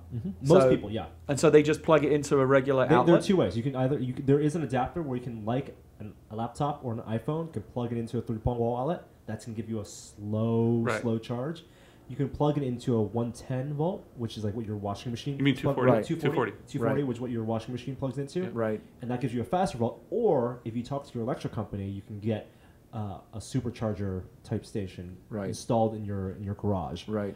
Which gives you some like credits and stuff. So you can charge at different rates. So they've installed their own superchargers along the important routes, like long distances. So for example, SF to LA is a popular route, and so along there in the Grapevine there will be a supercharger. So you can do that trip because the range on the high end Model S is 300 miles, but EPA rated 265. Really, that's not going to give you a full trip, and you don't want to wait at an In-N-Out for 3 hours while your car's charging. But then with a supercharger, how long does it take? It's like an hour. Okay. An hour for a full charge. Right. I think 58 minutes or something. Right. The New York Times reviewer, the goal was to test out these superchargers and drive along the East Coast. I think from New Jersey all the way past New York into Connecticut or something, or far northeast, and then make the trip back. But he wasn't able to.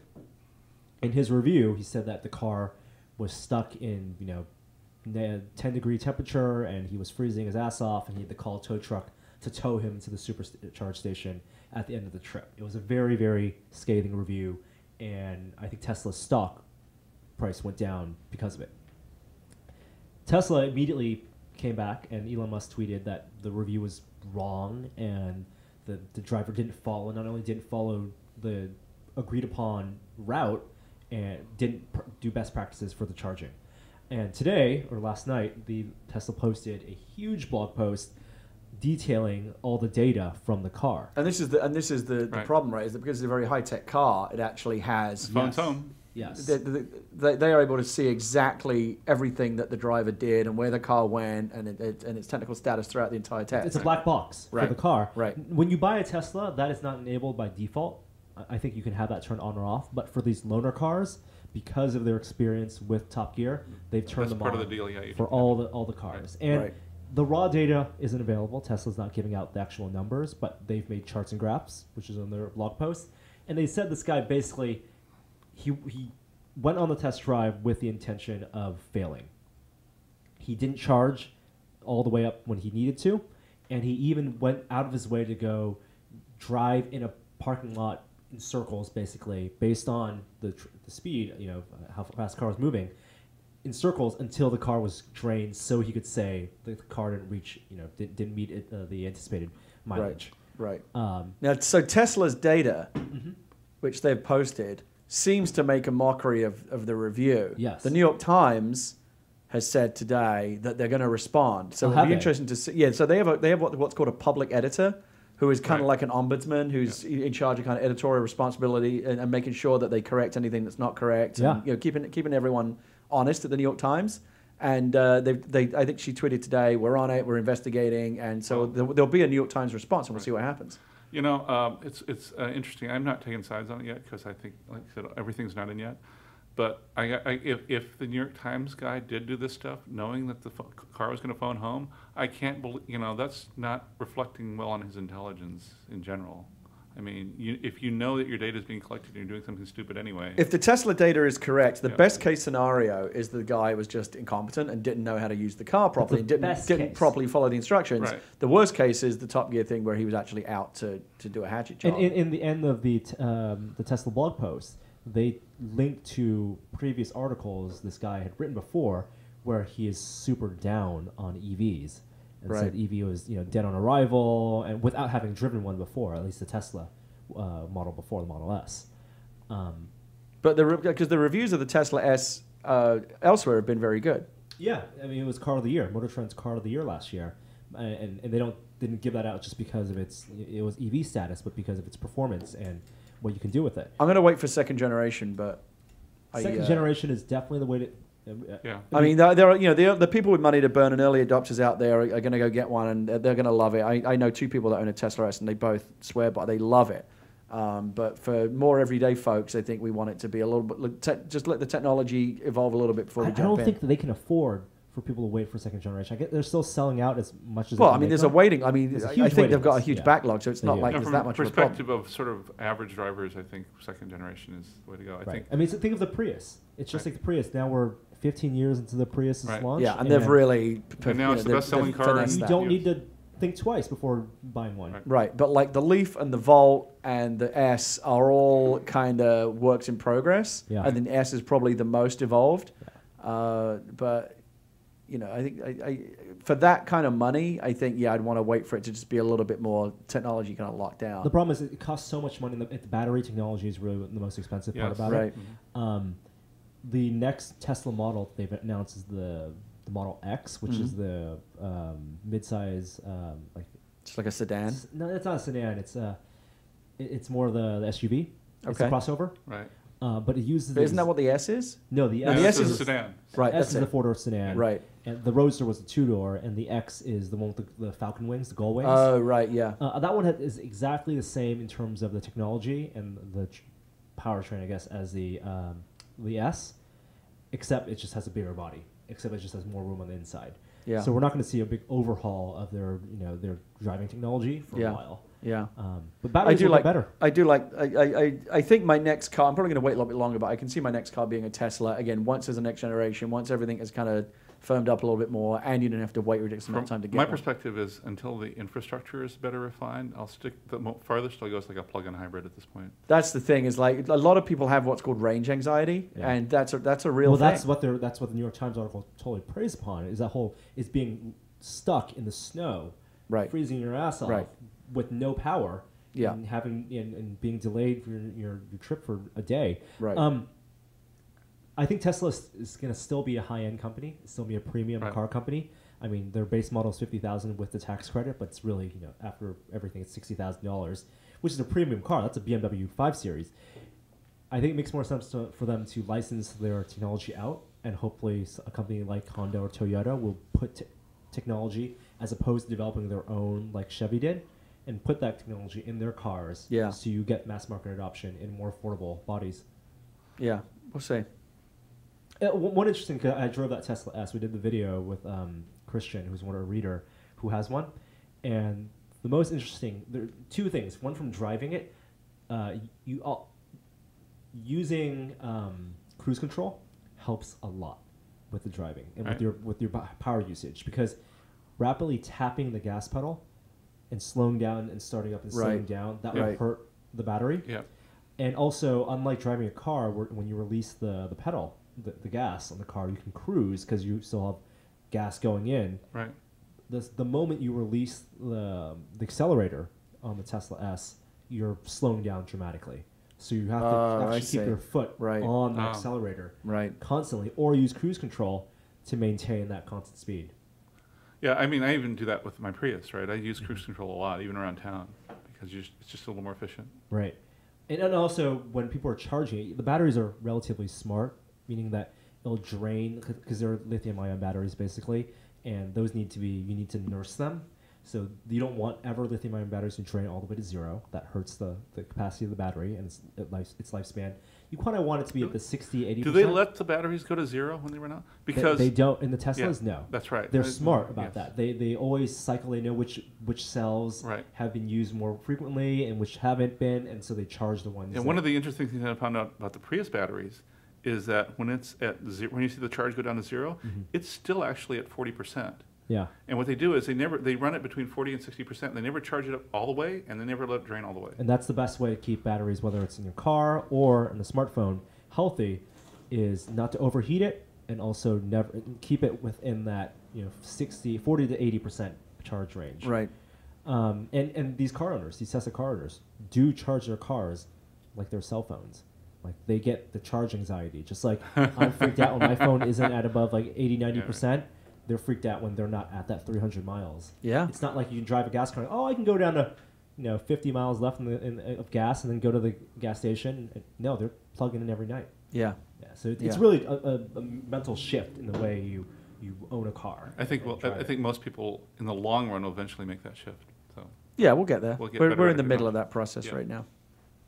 So have either of you watched House of Cards? No. I haven't yet, only because, baby and things. But I hear it's excellent. And I thoroughly admire and applaud what they've done with the Netflix model and everything. It's great. One of the producers on it is a good friend of mine. So. Oh, the show is wonderful. If you're interested in political thrillers at all, if you like that movie Ides of March, it's by the same writer. Well, if you've seen the original House of Cards, or if you've seen the original, which is also on Netflix. Which is the British version, which is terrific. And I think they model the character arc pretty closely. Yeah. Except obviously in Washington. Yeah. But we talked about this a couple weeks ago. Why it was interesting for Netflix to do this, spend that $100 million on 26 episodes. That's expensive, even for premium cable network standards. And then release it all at once. Right. And it seems I think that's brilliant. Actually, it was definitely bold, right? Yeah. And when it came out on February 1st, many people who were anticipating it watched it all in a very short time, right? A week. Right. Most people marathoned it. Right, marathoned it after the Super Bowl, or at least worked through it as quickly in as much as their schedule will allow. Like whenever they could watch it, they would watch it. From the Netflix perspective, that's their model, right? When they do release a TV show, they release it a season at a time, not one at a time. Right, but with TV shows, you're getting constant flow of new content. With TV shows, yeah, I'm talking about when Netflix release. Admittedly, they're typically a season late, right? But they release the whole season at a time. Right. I admit I was a little bit skeptical about it. I kind of liked the old model of the cliff. Oh my God, you got to wait for next week's episode, and especially now with the internet and everything's a conversation. Like Mad Men's a good example. That's a show that creates a big conversation on the internet every week. That everyone watches Mad Men on Sunday night, and next morning on the internet is like Mad Men reaction blog discussion day, and that's a scheduled thing with everyone able to watch the show at their own pace. The conversation is kind of out of sync, but it doesn't. So I'm skeptical for that reason, but it doesn't seem to have been a negative for House of Cards at all. I mean, not in terms of enjoyment of the show. I still enjoy the show without have that conversation online, but I do feel that void online. There is no day after Game of Thrones, day after Mad Men ecosystem of community where people are posting their GIFs, their screenshots, their best lines from the show, having the speculation about next week, the anticipation, all of that gone. We had the reviews. So are you saying you missed that? I missed that. Okay. I missed it incredibly. Because after you watch, one of the exciting things about watching something that you really like is then jumping in and seeing what other people thought of it and sharing. There's a reinforcement angle. Yeah. It totally builds on, and it builds word. And even though that's kind of ephemeral in the sense that it only that speculation and that buzz lasts for each episode lasts that week between episodes, on the internet it builds this huge data pool of assets related to the show. But there's no shortage of people on the internet talking about House of Cards if you want to go join in that conversation. True. And I can go on forums and I can go on blogs and legitimate and real review sites and TV critics reviewing entire episodes, stuff like that. But there's no sense of direction.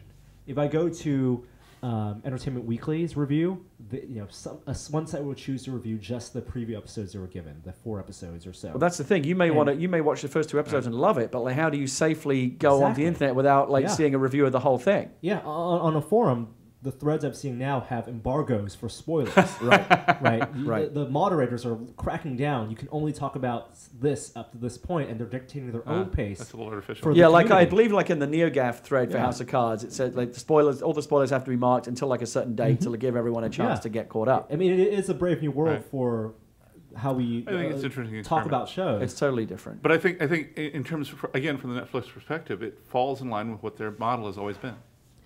Yeah, and it makes sense. It's a different model. It's disruptive. You've got to shake things up, and I think it's proving to work so far. I think the biggest thing about House of Cards that is the biggest kind of motivator for Netflix and for people to think this is a big deal is that it's really, really good, and the production values are super high. Like, for this to have worked, this show needed to be something that would not have looked out of place on HBO or it couldn't have just been like a web show like we used to see this stuff on the internet that clearly is not quite good enough to be on TV. Like House of Cards could have been on HBO, and everyone said, "Wow, this is really good even for an HBO show," and it's on Netflix, and so that legitimizes it in a big way. And on a related note, to change the topic slightly, have you been following what's been going on with this new sci-fi show, Defiance? No. Yeah, I think it's. I don't know, but if there's some new shit that you're privy to, it's just very interesting to watch this sort of. So Defiance is a science fiction show, and it's an MMO.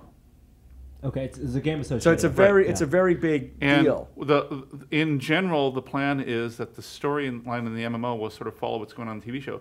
But they've also said that they'll take things that happen in the game that players do and integrate that back into the TV version. Build it back in the TV show. So it's very, very ambitious and very kind of breaking new ground. Whether or not it's going to work, who knows? But I love the fact they're trying something it is an interesting experiment, that crazy. But again, the quality of the content dictates everything. No one's will care about that if the MMO is a fun game to play. Right. The problem is with TV lead times and everything. I don't know how synchronous. Like you can make a change in the something can happen in the MMO, some political shift or whatever, or a town gets owned by a new faction. I don't know enough about the game to be specific, but I don't know how quickly. It's not like you would see that in that week's episode. Like they need time to make that. That's the thing too. Traditional networks have to be reactive, and at some point, both in the showrunners and the writers, not knowing whether their shows can be renewed, and also, maybe some characters are disliked and budgets change. A lot of serial TV now is only written a couple of weeks ahead, right? But I think what Dan Connors, or in this case South Park, the same week. Yeah. I don't know what Dan Connors gave a great speech at DICE talking about Walking Dead and the future of episodic content in games, and it said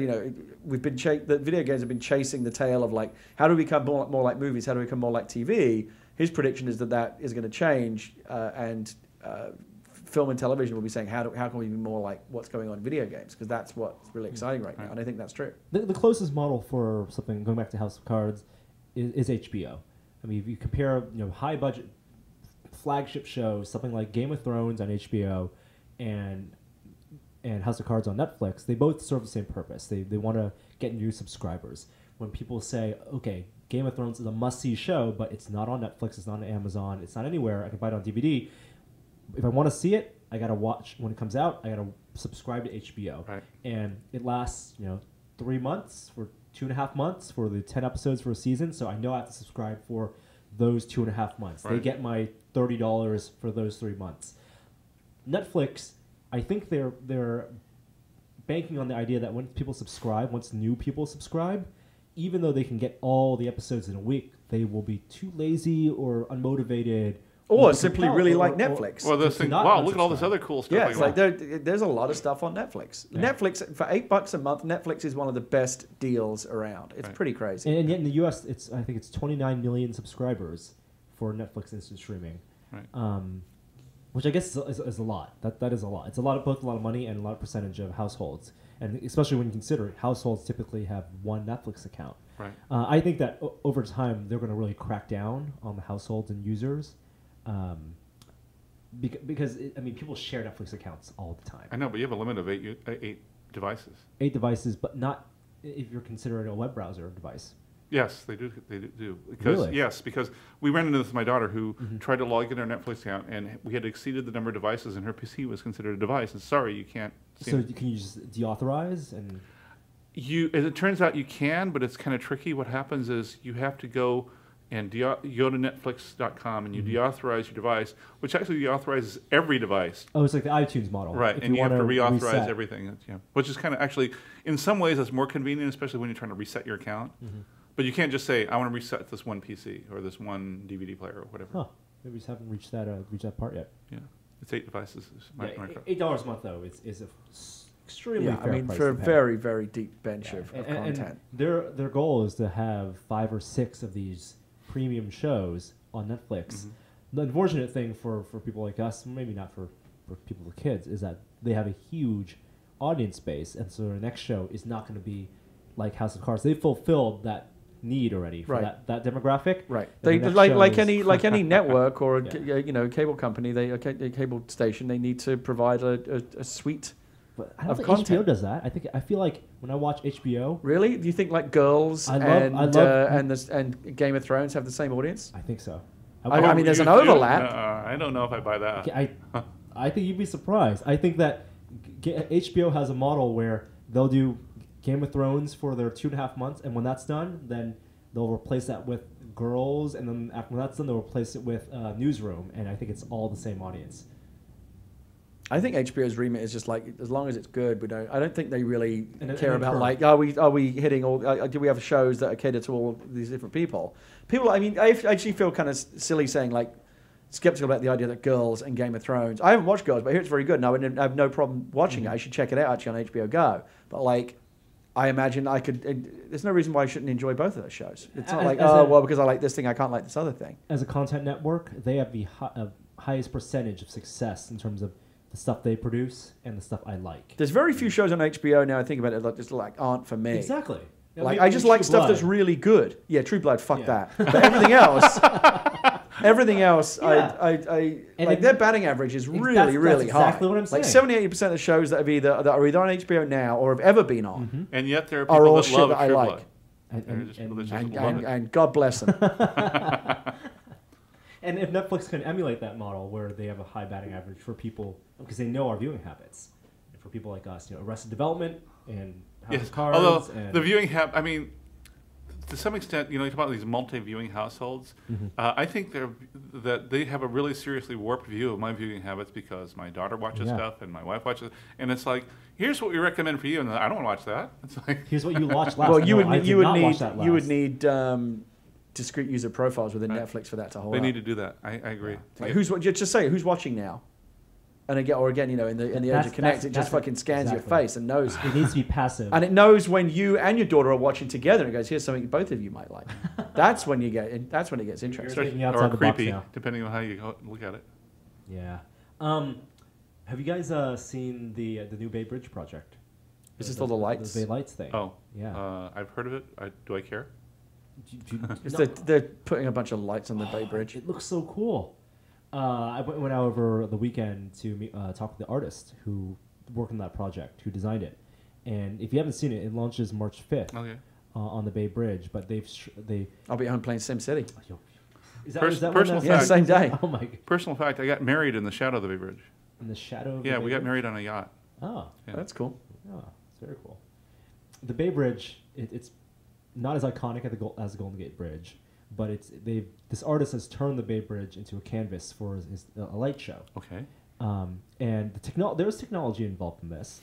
There are 25,000 LED nodes, Philips LED nodes.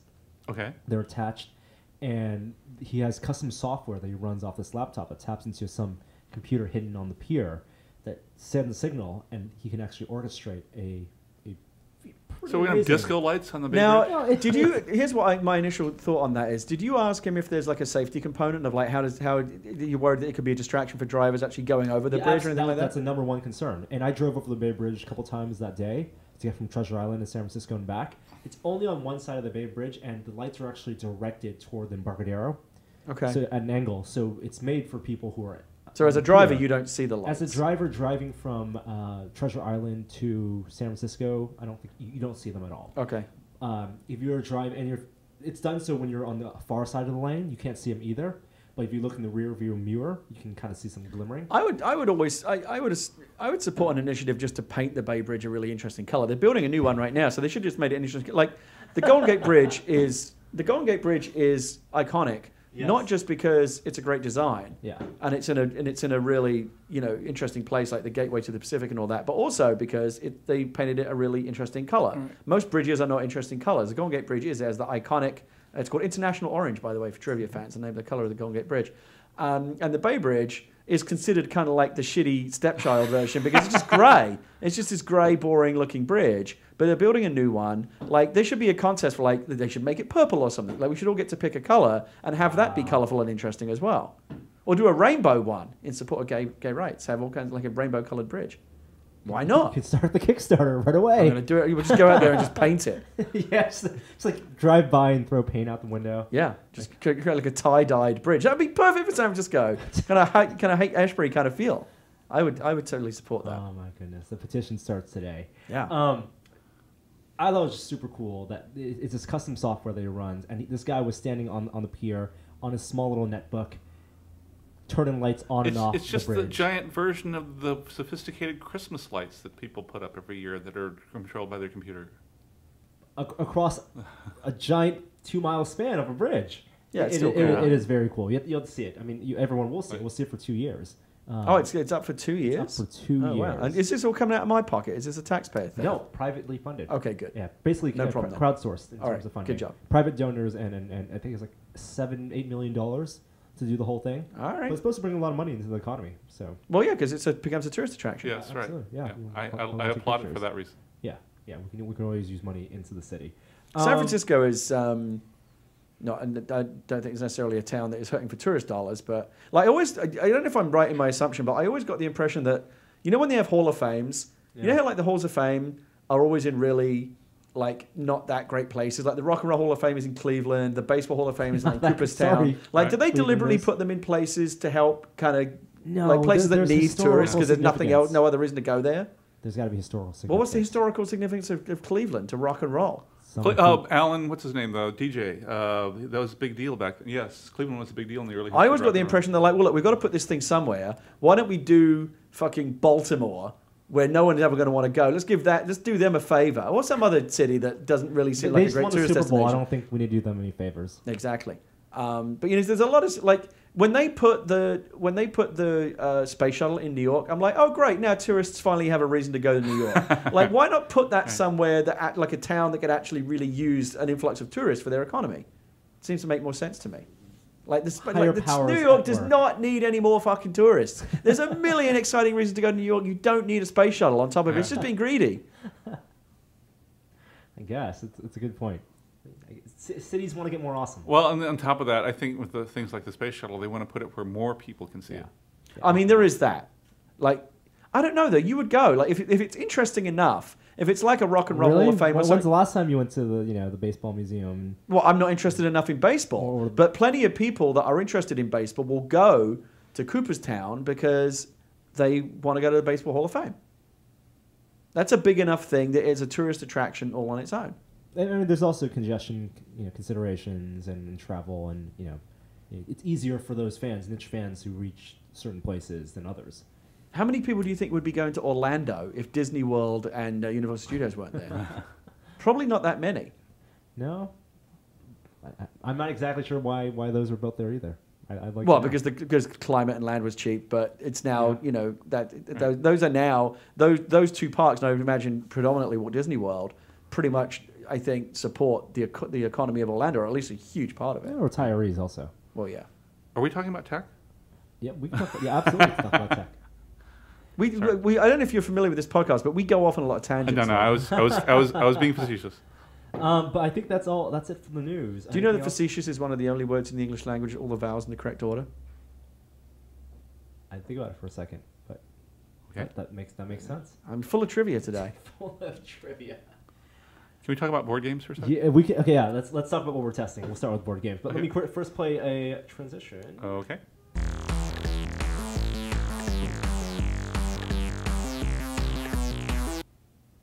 All right, Lloyd, what have you been playing recently?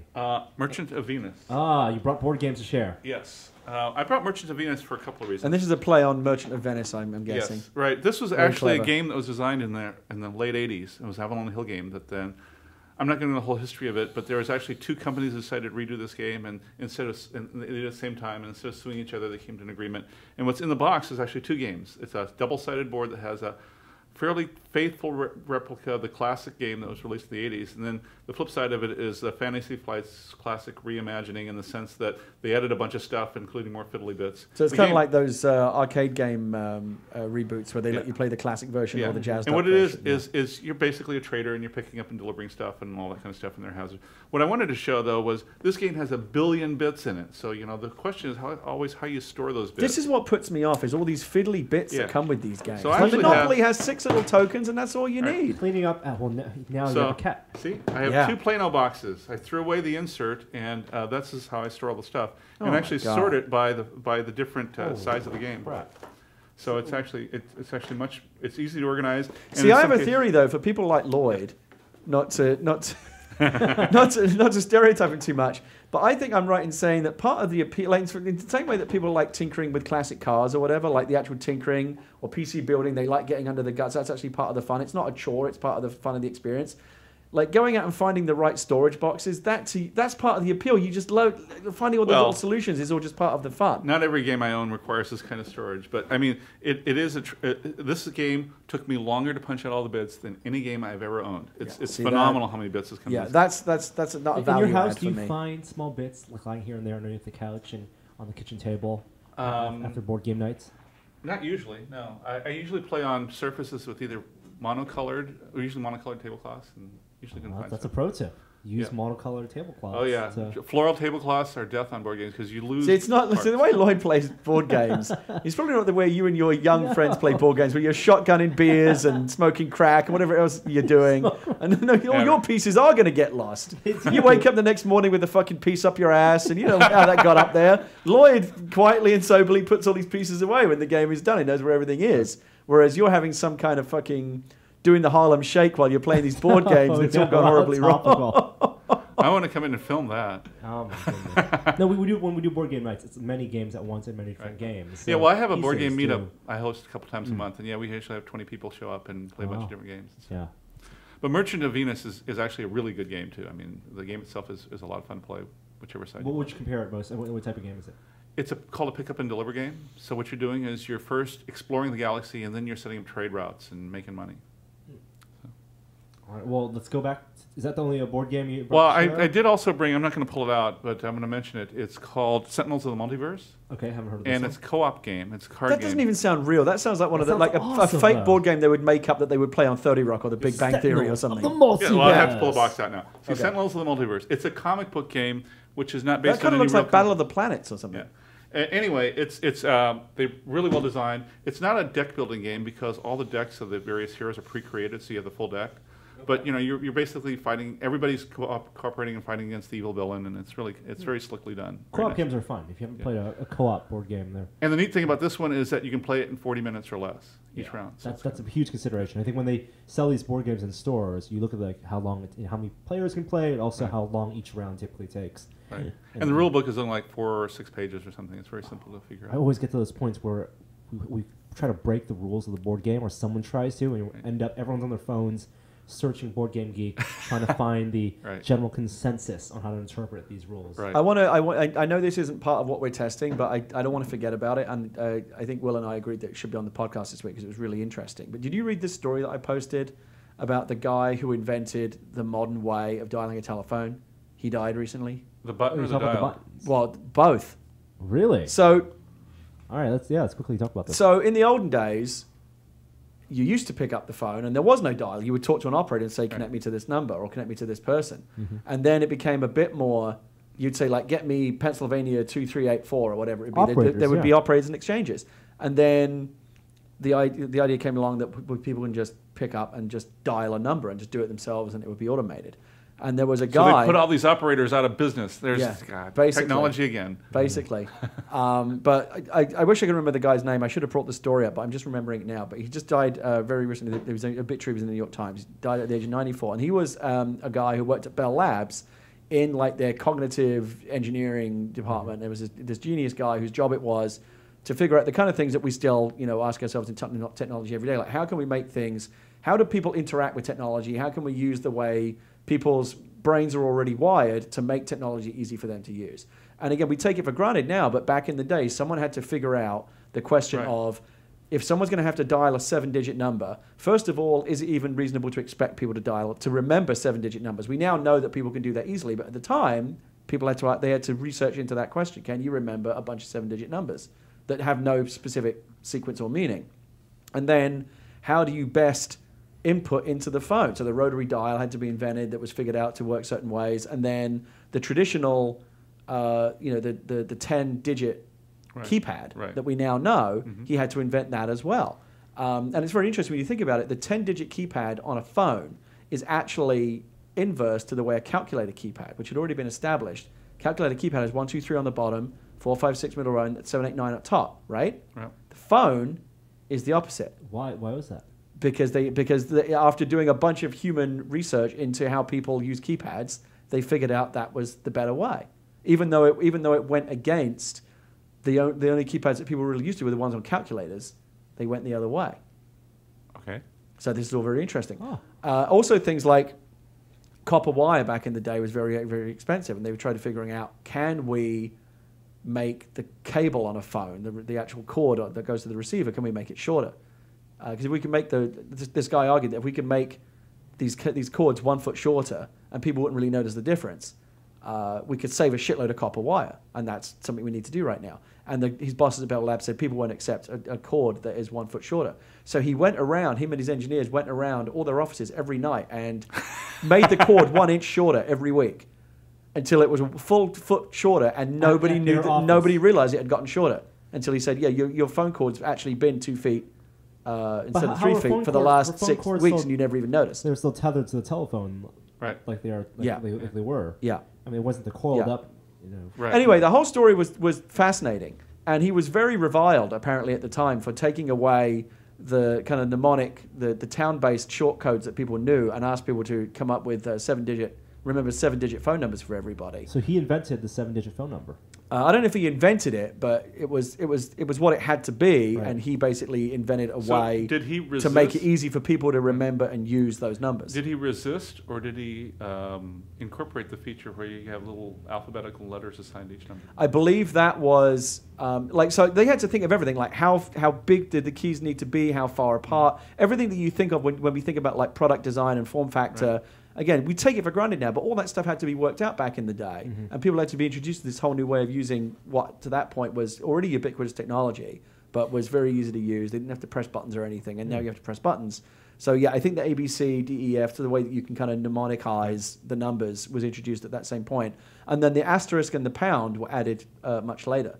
But originally it was a 10-digit, it was a 9-digit keypad, and the O in the middle, the 0 in the middle where it always was in the bottom row. They had so many different versions of that keypad, and they had people using them all the time, trying to figure out how people push buttons. And again, we take it for granted, but it was fascinating. Go find the obituary. Yeah. On the New York Times. It's really, really interesting. That's Anyway, cool. I thought that guy died, Wow. and no one made a big deal out of it. But I just thought there's a guy who came up with something that we take for granted every day, and I thought it was worth a shout out. Definitely worth a shout out. Yeah. The guy who invented pager code, when he dies, no one's going to give him a shout out. Yeah, probably not. I still don't get pager Can you code. still get pages? They must still have them. Yes, they still have There, them. there was a time when pagers and cell phones coexisted. Speaking of, while we're talking about old technology existing, I mean, pagers still exist because certain businesses require them. And adopters. Right. Yeah. But there's an interesting article I think it was the New York Times this morning about Japan and its fax machine fetish.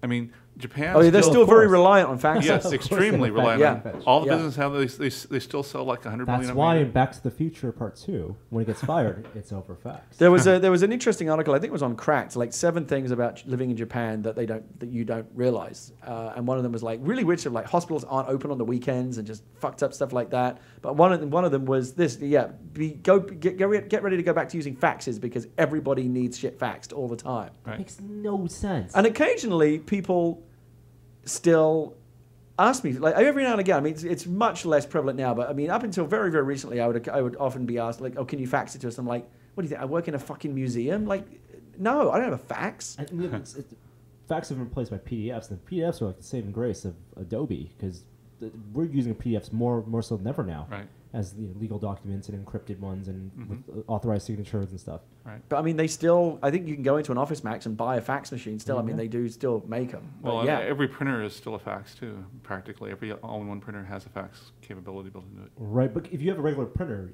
you can't tap into a phone. I mean, unless you plug it into the phone line, and you have to have a phone number to receive the fax. Yeah. Yeah, that's just grim. I recently got rid of my phone number for my house because I realized after 2 years of having Comcast service, triple play, I never once used the phone line. Oh, I still use my landline all the time. Use your landline? I still like the security of a landline. The security? Or part of the reason I use the landline is that when I'm in the basement, I get like 1 bar. So reliability. Yeah, it's reliability. I would probably, if I ever spent money on a cell repeater at some point, maybe I'd replace it then. But yeah, I mean, there's another technology that probably won't be around much longer. Cell repeaters, we had them in the old office. We're in a basement. I mean, they weren't that great back then even. Right. Do you know how good are they now? There's actually multiple companies making them now, so I'm hoping they've improved it. But I haven't really looked into it recently. All right, I'm going to go quickly bounce back up. Yeah, kick back up. Kick back up. We got all the sound effects today, even Will's out. Lloyd, you want to talk about a sound card? An actual sound card, yes. That you've been testing. People still use sound cards, oddly enough, although they've become like vinyl record players. They become more premium devices. My most recent PC build, I didn't bother putting a sound card. Right, and most 'Cause people your don't. motherboard Need You it. don't really need a discrete sound card. Most people don't need it. Now, Creative Labs is still selling sound cards. So what's the point of having one? So, audiophiles. They want audiophiles buy them now because. Oh, I thought you meant to play audio files. No, I can do that. Audiophiles, like people who are crazy about the sound quality of their audio. Right. But I don't really want to talk about the sound card in general. I mean, what was interesting about this one sound card is that Creative Labs will now ship this beam-forming microphone, either in a little discrete microphone thing, or it's built into a volume control knob they sell with the higher-end ones. And the thing is amazing because you can sort of focus the beam with their software, and I have it sitting next to a speaker on my desktop, and I get no feedback. So I don't use a headset anymore. It's just that good. I mean, it's good enough for podcasting. I think it's good enough for casual podcasting. I mean, probably wouldn't make Skyping Will happy. Yeah, but it's beautiful for Skyping. I mean, Skyping, it was great. It's for like in-game chat and stuff like that. It's that's all right. good. So it's a directional mic, and how you can narrow actually can you get adjust. You can narrow it to about 10 degrees or widen it to 180. I mean, it's and when you move out of the 10 degrees, the reception just drops goes off. away. There's this great demo that you know Phil O'Shaughnessy from Creative Labs. He did where he was holding a hairdryer and you couldn't hear the hairdryer even though it was running. Wow, that's cool. Ridiculous. Yeah. Oh wow, and the fact that it's built into a volume control knob is really creative. Right. So I just wanted. Creative. Yep. All right, I like it, but I still don't feel like I need a sound card. I think that's the end of our list. I want to talk about the fuel ban. We talked about this earlier. I stopped using the fuel ban, the Nike fuel ban, and it's the battery thing. I mean, we talked about the Google Nexus 4 charging orb. Now, what do you use it for when you used it? I use it primarily as a watch. Okay. But the pedometer aspect was a nice bonus. Okay. And the fact that I could wirelessly sync to my phone, the app, also helped. Right. But having to charge it every couple days, every other day in some cases, because I was checking it a lot, was not fun at all. Okay. The last thing we needed was more things to So charge. what did you replace it with? I don't have one. Okay. To replace it with. You don't have a pedometer of any kind? No. Okay. No. I use a Garmin 410 whenever I was doing running. Did that track just distance or? Well, there's just several things. It's a GPS watch, so it does track distance. And GPS. So you get can maps. actually, if you wanted to, add this external footpod device. It's wireless that then track gait and strides and all that kind of stuff. If you really wanted that. But it also had the same problem though. You had to charge it every 2 or 3 days. Yeah. And then but I've been doing more road bike riding than running lately, and I've got a Garmin 500 series for that. It didn't show up in time for this week. I think it's going to show up today. But in terms of what we're testing, I am excited, and hopefully we'll talk about it next week. The Mophie Helium, which is the charging case for the iPhone 5. Now, the charging cases and a lot of the accessories for the iPhone 5 have been really slow to come on stream because they changed the connector. Mm-hmm. And I don't think Apple was very forthcoming with helping third parties, adopt that new connector. Right. So it took a lot longer for Mophie, which is, I guess, kind of the leader in iPhone charging cases. Yeah, they're like the in-case for cases. Mophie is like they've been very popular. You see them a lot. Like Road Warriors have their phones in Mophie cases. It's like basically a case that goes around the battery, a typical case. It looks a bit bulky because it's got a battery built into it. Right. And there's a little switch at the bottom, and when your phone starts to get really low on charge, press a button on the case, and it refills the phone battery. So you get like two charges in one. Now, why is it that every subsequent version of iOS seems to reduce the battery life? Is it my imagination? I haven't noticed that, but I do hear people complaining about it. I think people stop testing battery life the way they do when phones first come out. Everyone does, your battery run down when when phone comes out, but then over the lifespan of a phone, half a year, a full year, your battery will get drained. And which is why that's one of the reasons people upgrade their phones every 2 years, because the battery life just doesn't go as far anymore. I don't know. Anyway, I'm excited to get my hands on it because I do have charge anxiety. Even at even at like 65, 60%, I start to think about like how much longer I'm going to be out today. Is this going to run out on me? Do I have to ration my usage? Yeah. Can I just be? I carried around an external pack when I was going to trade. Right, and that's another way to go. I don't use it a lot, but like especially when you go to conventions or whatever, and you're out all day and maybe into the evening, and you're not necessarily going to get to a charge point. A case like that is a lifesaver. A friend of mine lent me their charger at one of those portable chargers at CES last year, and I was oh my god, it's a lifesaver. There must be a high correlation between people with charge anxiety and people who check their Twitter and email incessantly. Yeah, I think the two go together. Yeah, and Right. because if I'm on a trip and I'm away from a computer, I am checking my email nonstop. Yeah, And of course that drains the battery. Drains right faster, and then I get charged anxiety. But once you put that Yeah. case, and now it's a bit. I think the case, because it has to have a battery in it. It's bulky and heavy, so you sacrifice some of that. But so I wouldn't carry it around with me all day. But again, if I'm going on a trip, again, even though I may not use it, it's to me worth it to not have the anxiety. Absolutely. Well, we can't wait till So that comes I'll in. be testing it over the coming days and maybe come back on and see. I'm glad see how that it worked. the black one came out first, and the white Right. one you have to wait. Yeah, the white one you another gotta wait a lot month. longer. Yeah, we got the black phones. So that will do it for us for today. I don't know if Will will be back next week. So Will had appendicitis. He did have appendicitis. I was going to wait till fake outtakes, but he had the worst stomach ache ever, apparently. Yeah, And if you have the worst stomach ache you've ever had in your you life, should probably call you someone. should check Right. the doctor. He got a CAT scan, and then he had his appendix taken out. Okay, they caught it before it burst. That's good. Yeah, and Yep. he had I think the macro surgery where you don't even get like scars. Like they do some crazy thing where I don't even know how it works, but Yeah, they do a little slit, and then Yeah. they go in with this tube, and and then yeah, it anyway. goes in, Yeah. they yank it out, and It's modern technology. gross. It's gross. But we'll be back next week with another episode of This Is Only a Test. I'm saving questions for next week as well, or the week after when I can queue up all the technical difficulties. Again, there's no one here. Yeah, from a the little support bit bare staff. bones. Yep. But we'll have some great videos on the site and great content, and we'll see you guys next week. Thank you so much, Lloyd. Sure thing. And thank you, Gary.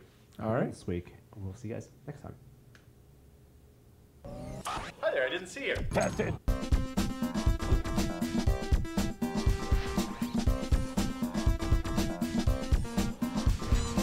It's 4 inches. Oh my god!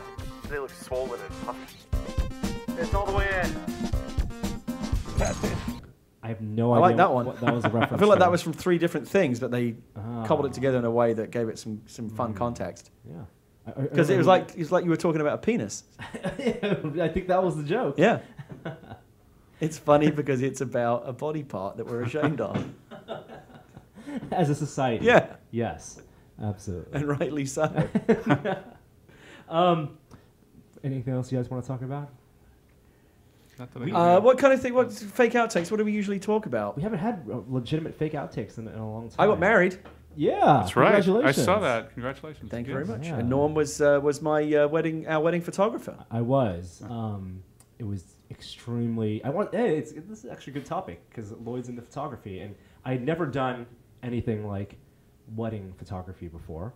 And this was nothing like And wedding this is not. photography. And this is Right. This we just wanted be someone fair. to like snap some pictures that You would wanted be some memories yeah. that you could post online. And Yeah. you could maybe. But our print out wedding one was nice very, picture. very low key. Like we literally just went to City Hall and stood in front of a judge for like, it took 5 minutes, not Right. even that. Yeah.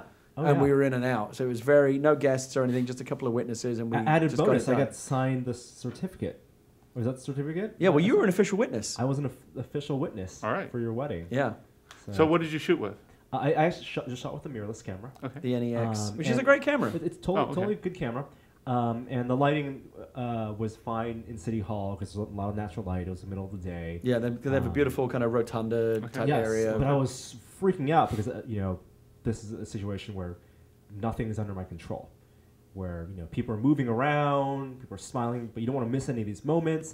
And I didn't want to interrupt or anything. Right, you've just kind of got to You be just there. Right. kind of hide and dance around and capture these moments. Yep. And don't want any blurry images, so I had to give up some of the things I normally would have wanted to control more, like the image quality Right. and the shutter speed and stuff like that, and sacrifice that for the benefit of the event. moment. Yep. Yeah, Right. the moment. So the camera's good, but it's not made for these type of Right. situations to get like the lasting memories. Like, what would you have taken to? Oh God, to you know what? shoot? Lloyd would have shown up looking like a fucking combat Well, photographer. no. I would have probably shown up with just one lens. I mean, but I would have shown up One with lens. my DSLR and probably 24 to 70. Okay, so you can Do still it. get some zoom, get Yeah. one wide shot. But it's f2.8, so it's Okay. And the nice thing about that is not so much that it's low light, which is one benefit of it, but as you can fool around with the aperture, you can fool around depth of field, so you can get those effects where you isolate the face from the background. Right, that kind of stuff. right. And even when you zoom all the way to 70, it's not 2.8 all the way to 70. Right. Yeah, and actually, I'd probably shoot mostly at 70 anyway, because if you shoot wide angle and you're close up, you get that distorted face thing. and Right. You don't want to do that want at somebody's wedding. No, no, it's like- absolutely not. You definitely want to frame it nicely and zoom in nicely. We saw someone who else getting their their wedding. They had a photographer And they who had actually looked much legit more pro. photographer. Like had full camera bag Had- equipment, DSLR with a Had big two lens. DSLRs and like the camera tracks, and was doing like the putting one camera up and then flipping around, taking the other camera up, so you Yeah. don't have to switch lenses. Yeah. That's what you get if you're willing to pay money for a Right. photographer. Whereas Yeah. I just like was like, let's just get Norm, Ryan Davis asked me. who is having an actual real He's having wedding, a real wedding. with guests and everything, He asked me if I would take photos for his wedding, and I had to turn him down because the pressure is too much. No way Yeah. that I could do Because all one of the things. interesting trends about tech in wedding photography, and actual wedding, professional wedding photography, Yeah. is that they come there and shoot your photos and all that stuff, and then they give you an iPad instead of the paper album now.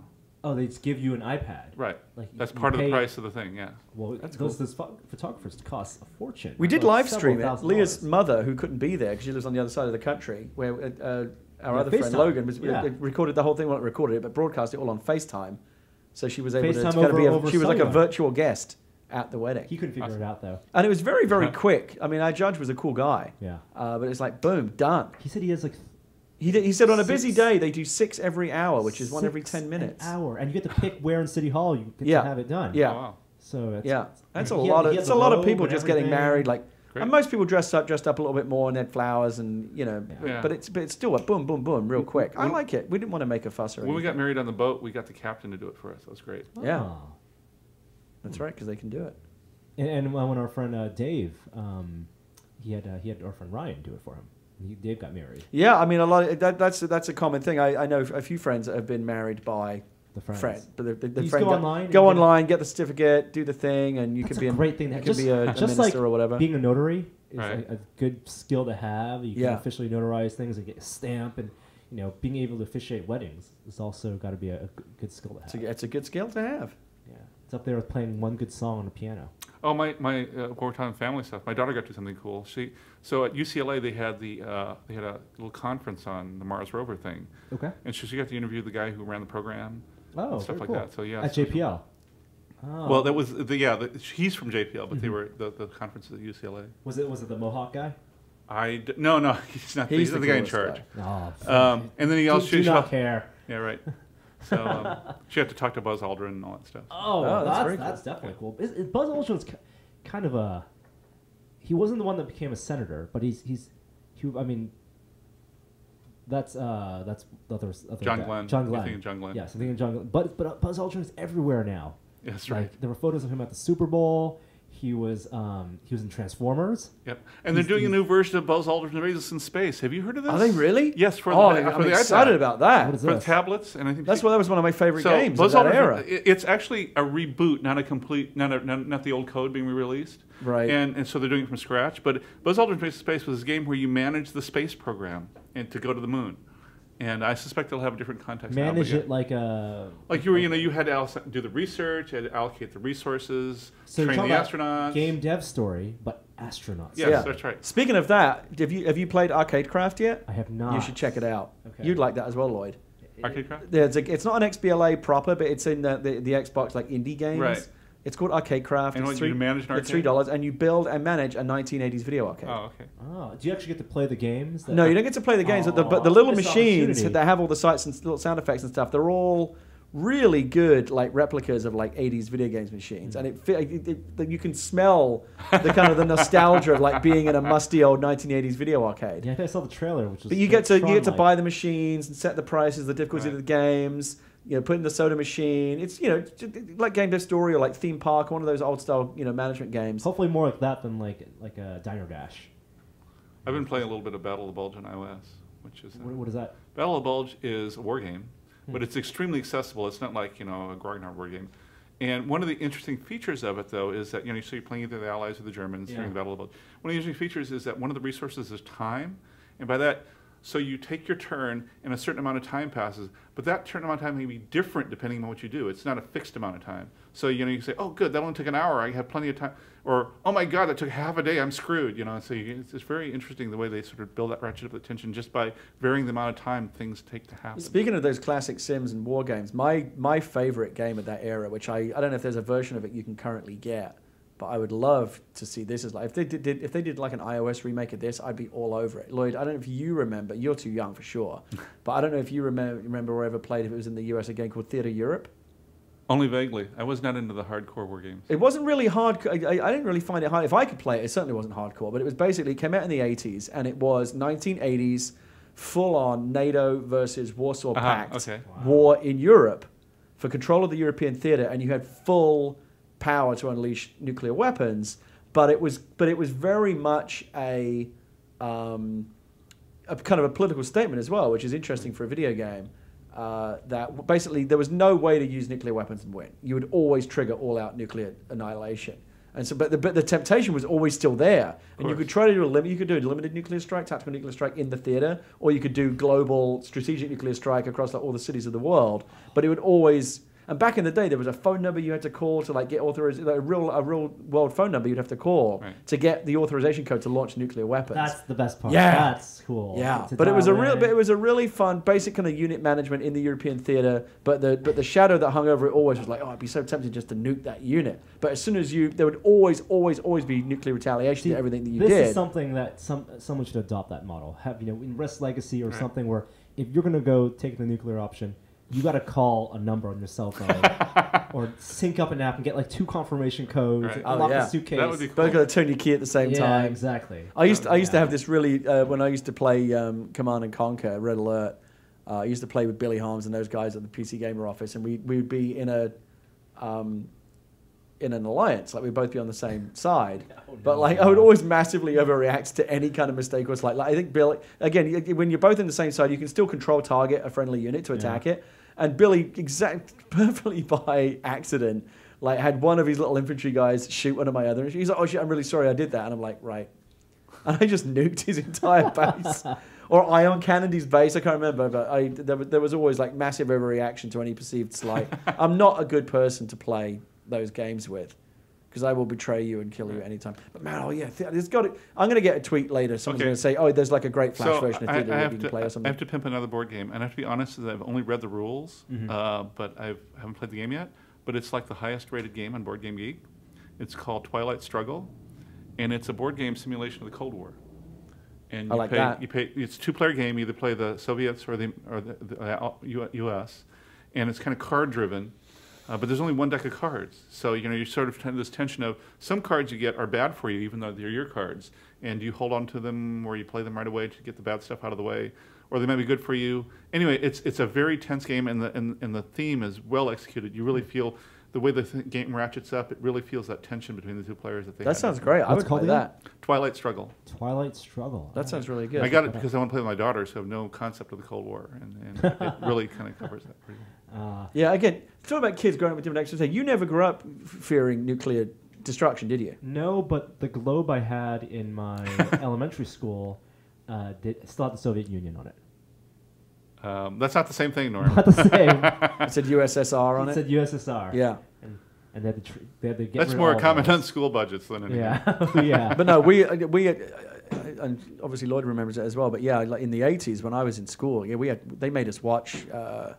did they make you watch the day after? Did they make the kids watch the day after in school? We had our own version of it called Threads, which was about nuclear war. Well, and it fucking terrified me. And kids of my generation grew up constantly terrified. It's like the monster under the bed, but your parents can't tell you it's not real because it fucking was real. It was scarier than the monster under the bed, but it was actually a real thing. I have a personal story about that I don't remember all the details because I'm 7 at the time.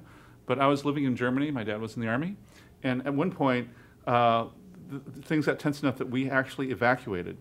We had to go down to a little basement, pick up our 2 cases of C rations, load them in the car, and drive somewhere. And then I have this vague memory of doing that. And that's crazy. Yeah.